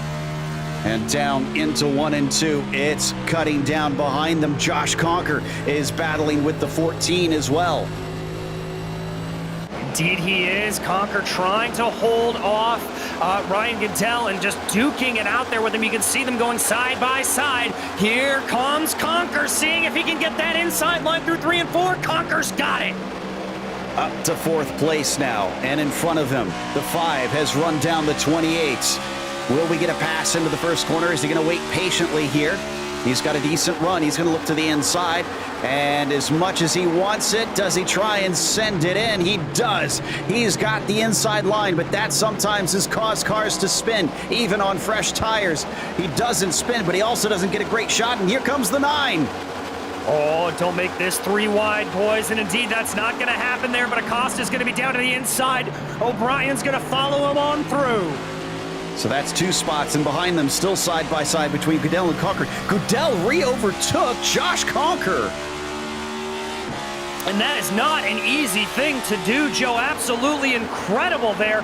But Conker's going to poke his nose back down to the inside as James O'Brien tries to get his way around Matthew Long. There they go. Conker able to get out in front. Now Conker wants a piece of Long. Long's too slow off of turn 2. He is a sitting duck. And I don't think, Conker's going to waste time trying to overtake on him. In fact, Goodell is going to follow suit behind him on top of things. Long's doing the best he can in this situation. So up at the front, Acosta, because of the time it took O'Brien to try and overtake, Long has lost about half a second to his rival. He has indeed, and I don't know if he's going to be able to close that back up and be able to get the pass done by the time that the checkered flag waves, Joe. Mike Witt also coming through in the 26 as the battle between Besaw Jr. and Chris Hudson back there goes wheel to wheel. And Josh Daniels coming into the fray. as he tries to at least salvage something out of a race where he led the majority of the first part. Is that Papineau slow? Yes. He unfortunately looks like he had an issue coming off of turn 3. He's going to let everybody through. Up to Mark Kalin in 11th now. Goes on by Pat Harvey, or tries to, and he gets loose.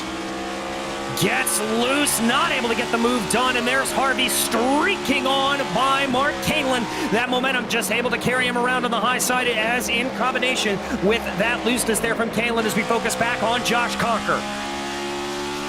On to the front stretch, and Conker sizes up James O'Brien, his teammates. Will there be an inter-team battle here, intra-team battle? And will he manage to get by him, or are they going to work together to try and gain on their own teammate, the number 5 of Abner Acosta? Back into turn 3 they go. We're down to 20 laps to go at the line.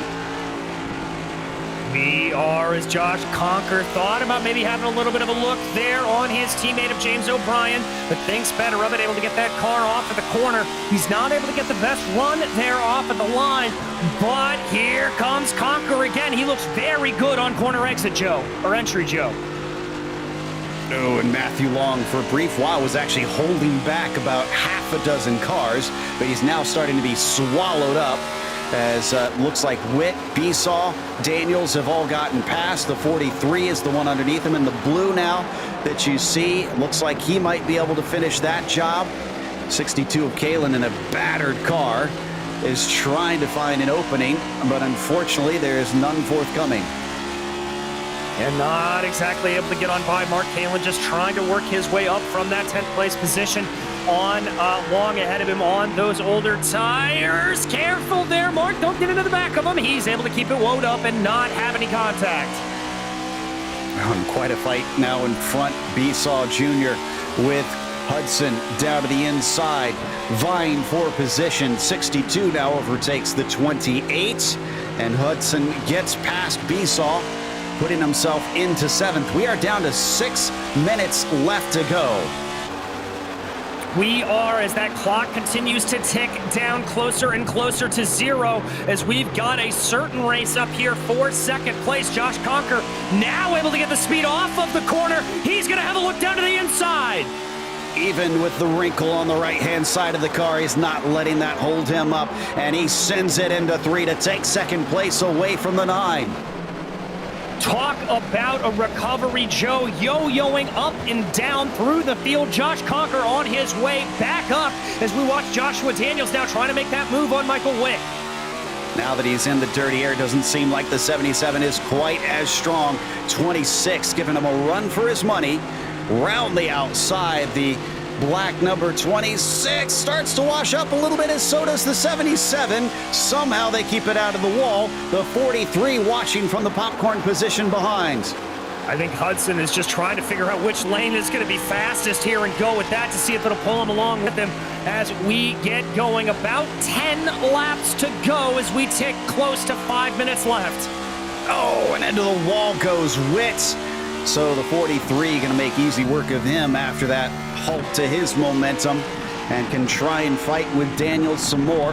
Back behind them, that is Besaw Jr. and Mark Kalin side by side coming off of turn 2, and the 3 gets a great shot off the corner. That will solidify 8th for him.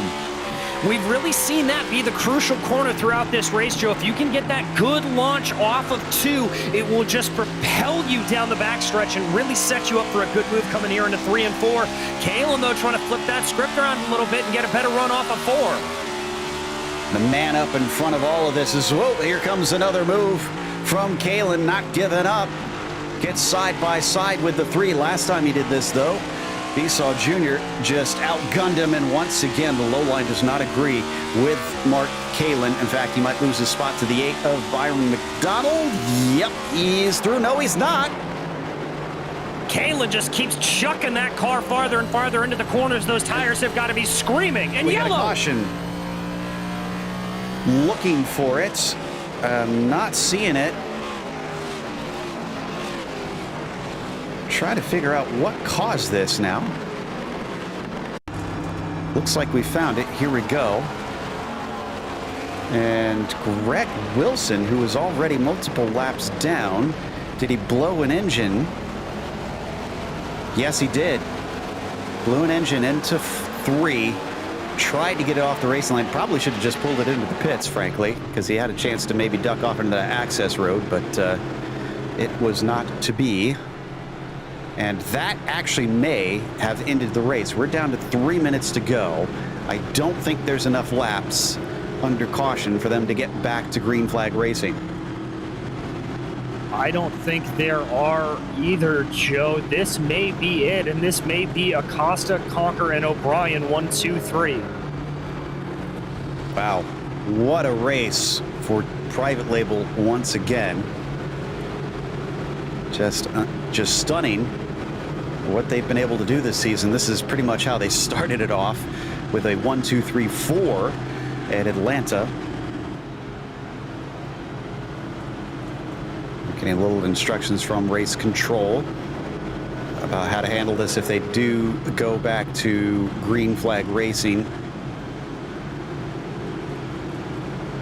We're hearing from race control they do not anticipate a full green-white checkered. We may get a 1-lap run out, but that even may be sketchy here, Joe. Well, let's see. Under caution, laps are about 120, I'm seeing. So a minute 20, yeah, that's not enough time. We're not going to go back green flag racing. They're going to cycle around before they can get back to the green flag. And we'll finish under yellow, it seems, today. A bit of a shame, considering how great the racing actually was. I have to admit, DJ, this was perhaps the cleanest one we've seen on air so far. It really and truly was, and it's a testament that we're finishing this close to the lap marker.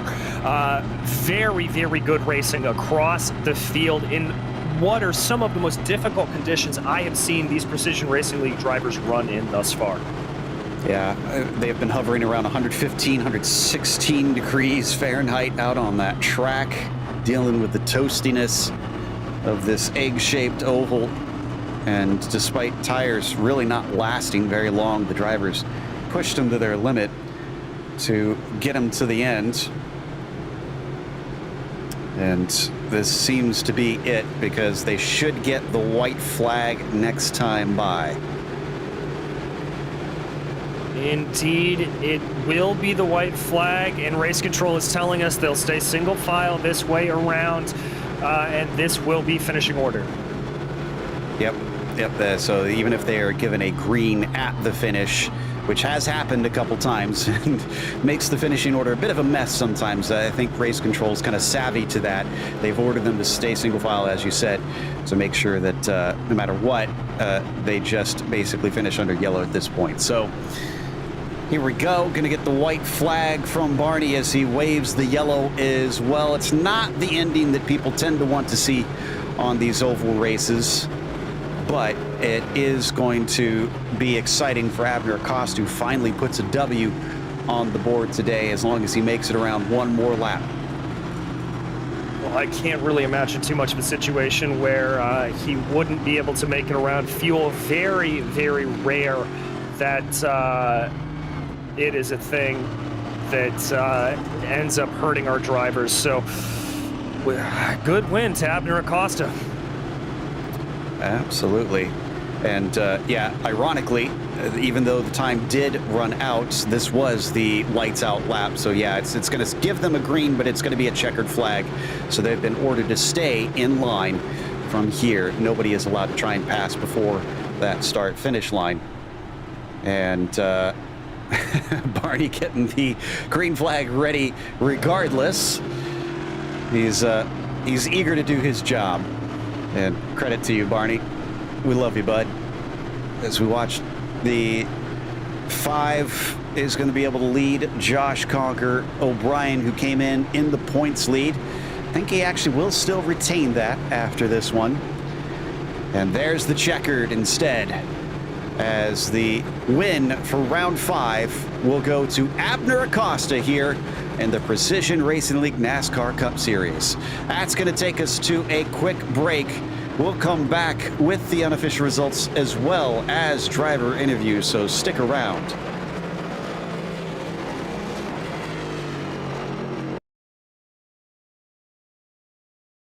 Hey there, I'm Nicholas Dubois, co-founder of Advanced SimRacing. We are a Canadian company. So what we did here today is for a real petrol head. He's really passionate about cars, as you can see behind me. We did a turnkey solution for him based on his needs. We try to gather as much information as we can on our client. And like we did today, we install a D-Box system. We install ultra-wide cube control steering wheel. We try to provide the best quality for your budget.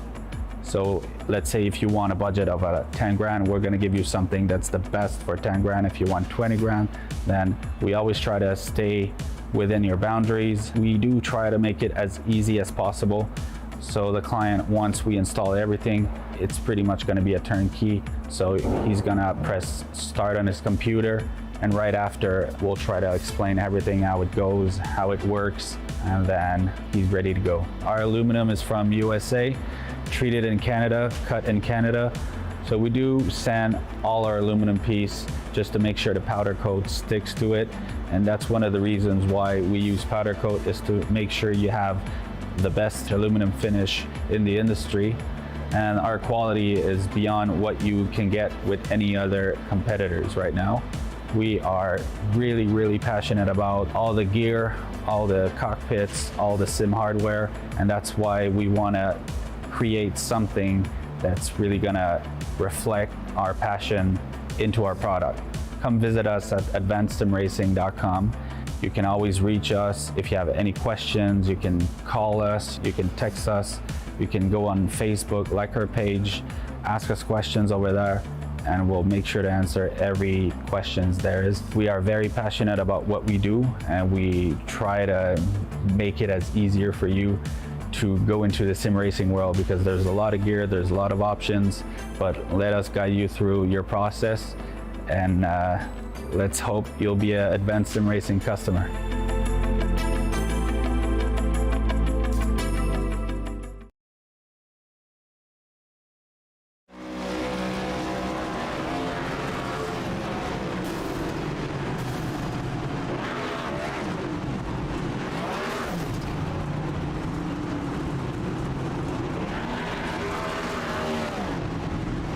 Welcome back to Worldwide Technology Raceway, better known to fans as Gateway. And Abner Acosta shows that road course savvy is a track that is known for racing like a road course, paid dividends to him, and he took the victory. Josh Conker followed him home in second, with James O'Brien finishing P3. As Ryan Goodell in fourth, and Josh Daniels, pole sitter, and the man who looked pretty dominant in the first half of the race, could only come home in fifth. Chris Hudson was P6, was not allowed to qualify, and managed to climb up from 29th. Mike Witt, late in the race, had a little bit of a slap against the wall, and that sent him back to seventh eventually. Robert Besaw Jr. was P8, followed by Byron McDonald in ninth, and then Mark Kalin rounds out your top 10. Coming home in 11th, it was Matthew Long, followed by Pat Harvey, with Daniel Alley and Skip Gandy behind them. Jose Medina came home 15th, followed by Eric Papanow, with Brandon Walter in 17th, Charles Sumner in 18th, Barron Hilton 19th, and Luke Christian rounding out your top 20. Last few to finish on the lead lap are CM Pennington, Tom Amassi, and Adam Zemke. Adam Zemke certainly not happy after that race, it seemed. Richard Regan Jr. did eventually see the checkered flag, but he was all the way down in 24th. He kept it going at least. From there, you had your DNFs, except for Scotty Johnson, who did manage to cycle around to the finish. And that will take us to, I believe, our second place finisher, Josh Conker, who unfortunately came up a bit short today, and he tried his best on that last restart. But Josh, how much do you feel that last restart really decided this race? Because we saw you try to see if you could overtake Abner, but didn't look like you had enough. Yeah, it was definitely difficult to pass that Gateway tonight. It was rather difficult to drive. It was really much a driver's track, driver's setup, and the right front. Just the tires in general were very difficult to drive. They went away very quickly. So with the last restart being the way it was and us having a short run to the finish, I just tried to push as hard as I could. And you saw there I overdrove it a little too hard, and I hit the outside wall there. But yeah, it was definitely short run, you just couldn't really do much. We definitely needed the long run if I wanted to take the win today. This seemed like a track that really tested all the drivers out there, but we head to another one that's certainly going to be another asymmetrical nightmare for those who don't like it, North Wilkesboro. Are you looking forward to that in the next gen, or are you kind of not eager to try and tackle that? I know in previous cars, like I've driven like a Legend. We drove trucks there, I think, one season last year. But it's definitely difficult. It's very much a Martinsville or a Richmond. It's a driver's track. It's very difficult. It's very bumpy. It's not shaped like anything we see on the NASCAR schedule currently. So it'll be difficult. Looking forward to tackling it, as it is another short track, and although we didn't have the best finish at Rockingham due to a little first stop incident, I'm really looking forward to another short track. We're always really quick there. All right, well, we'll look out for it. Is there anybody you want to thank for this P2? And we have to ask, we saw your camera, who won the game? Oh yeah, Kansas City won. Sorry for anyone who's watching that or didn't get to watch that, wants to watch that on replay. I was watching it. I was kind of interested, so I just had it kind of there under my helmet the whole time. But yeah, obviously, like to thank everyone at Private Label Team Hype, Tommy Milner, Ty Stover. I'd like to wish Tommy good luck at the 24 next weekend. I know they've been struggling with the car, but I'd like to wish them luck, and hopefully that turns around for them. I'd like to thank the sponsors, Private Label, Ethica, my personal Lone Palm Design. I'd like to congratulate Abner on the win, James on the P3, and thanks to Richard and Brandon. That was Josh Conker, second place today. Came home behind Abner Acosta, who DJ has caught up with his first win of the season. Abner, first win of the season, as Joe just said, on a track that can be most charitably described as difficult. This has got to feel good. Good evening, guys. Yeah, for sure it feels good. Didn't get to do a lot of practice this weekend due to the Daytona 24. Just came in basically the first couple of laps just trying to get used to the car. I guess it paid off. At the end, I was able to fix my line and get to the front. How hard were you really charging on that throughout the race, and how much were you being careful with the tires? I was being careful since the beginning, pretty much. All of a sudden, the guys were comparing tires every time we pitted. My tires were like worse than everybody, so I was doing something wrong. So I was pretty much just adjusting all race. I think when I knew I had to push was when we all pitted and we had like 4 or 5 guys that didn't pit, and I saw that as my chance to get ahead of Josh, which he was quick today. I was able to go to traffic better than him, and after that, it was just back to taking care of my stuff. Well, we head to another tricky track in the form of North Wilkesboro next time out. How do you think the next gens are going to handle the old school circuit?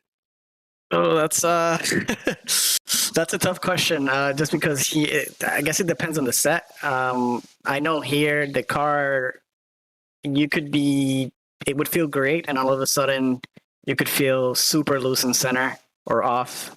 If you got loose there, I feel like this car is harder to catch when you get loose than the previous car. So hopefully it doesn't feel like that at the next track. If it does, I see a lot of issues happening. We'll be keeping an eye for those issues, and hope it doesn't lead to too many yellows out on track. But anybody you want to thank for the win here today? I want to thank everybody at PRL, you guys at GSRC, everybody in our team, Private Label Team Hype, sponsors Ethica, Realism, everybody that was comparing tires, strategy calls like James, Brandon, and everybody else that assist me during the race. So thank you. Well, thank you, Abner. That was your victor here today, Abner Acosta. And now, Joe, I believe you've caught up with our third place finisher, James O'Brien. Indeed. And James tried on that restart to see if he could stick with Abner Acosta as well, but just couldn't quite manage to get by. But I have to ask before we get to that, James, it seemed like tires were a difficult call for a lot of people. Everybody came in on that second caution and took tires. We kind of looked at each other and went, whoa, you guys got to hold on to these things. I mean, what was going through everybody's heads at that stage? Well, a lot of the strategy falls on me when there's nobody.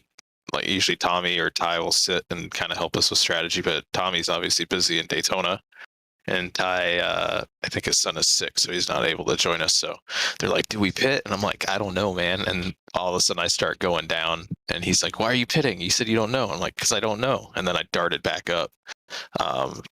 There was actually a little tidbit of knowledge, if you will. After about 47 to 50 laps, the right front tire here would blow.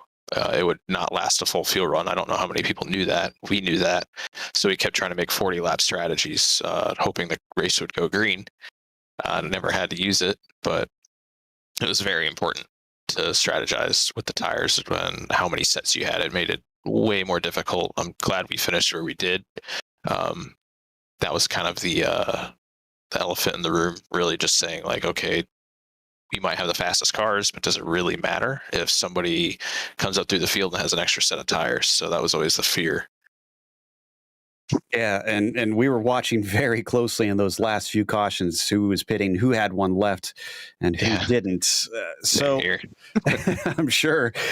But wow, Private Label has just been incredible this season in the next gen. This is another 1, 2, 3 for you guys. So, I mean, where do you go from here? Halfway through the season now, and you guys have just been taking to this thing like a duck to water. Maybe reverse the 1, 2, 3 so I could be in first. I don't know about next week though. That track, I know you're going to ask, but that track, it's really tough. I seem to be good at short tracks, but I never really have that confidence going into tracks like that, just because it's not really designed for this car. The car still has a lot of development to do, so it's kind of an odd feeling. Like today, the car all week felt like trash just from the setup and the tires being like overwearing. So you really had to adapt to the car, especially on cold tires, and then as the tires wore in. But I think we can pull it together. Hopefully the bad luck of Brandon and Richard we can get them up here too. And Taylor Stout, he's busy at Daytona as well, and hopefully some luck will turn around for them, because it seems like it's just Josh and I playing up front. Yeah, Daytona kind of taking everybody's attention this weekend, obviously. Yep. I heard a little birdie told me you had pretty good success there in the virtual world. Yeah, I personally didn't race, but our team got first place top split on the Friday race, I believe, the first race, and it was pretty cool. They only did it with 3 drivers too. Our road side, I think, is even stronger than our oval side. It's pretty incredible watching them race. I was part of it last year. We got second, but this year they got to the top step. Wow, that is impressive. No matter which race time that you guys run, the top split is difficult to take away the trophy. Yeah, congratulations. Anybody you want to thank, though, for today's podium? You guys for putting this on, PRL for an awesome league, and everybody watching. I saw a lot of comments again from like last week. Private Label for the awesome gear they give us, and Ethica, Moto Million. Tommy, good luck this weekend. Ty, wish you were here. And then all my teammates back, probably watching this now. That was James O'Brien, our points leader and third place finisher here today, which is going to wrap us up. And of course, we got to give a big thank you to our sponsors for the series, ASR. They design and build the sturdiest and most durable aluminum profile racing simulation cockpits available in the market today. Visit them at advancedsimracing.com. And RaceLab. It helps you to improve your driving skills. Start using it now for free at racelab.app. As well as the ButtKicker. Feel what you've been missing at thebuttkicker.com. And finally, NinjaTrader. Visit ninjatrader.com and get started with a risk-free trading simulator to start tracking your performance. Thanks to the companies that provide the software and hardware for our broadcast listed here, and also thanks to June Lalonde, who provides our wonderful music. Check out her Bandcamp for more great work. Thanks to the award-winning team today, DJ, Ryan, and Dougie. You can find more info about GSRC at globalsimracingchannel.com or through our social media. Also, check out our merchandise store at gsrc.storenv.com. There's a link in the description below. And don't forget to subscribe to our YouTube channel so you don't miss a moment. As we mentioned, a week from now, it'll be a race at North Wilkesboro. The old school meets the new school, Sunday, January 30th at 8:30 p.m. Eastern. We have upcoming races for other series listed on the screen, so check those out. Mark them down on your calendar. But until next time, race clean, race hard. We'll see you on the track.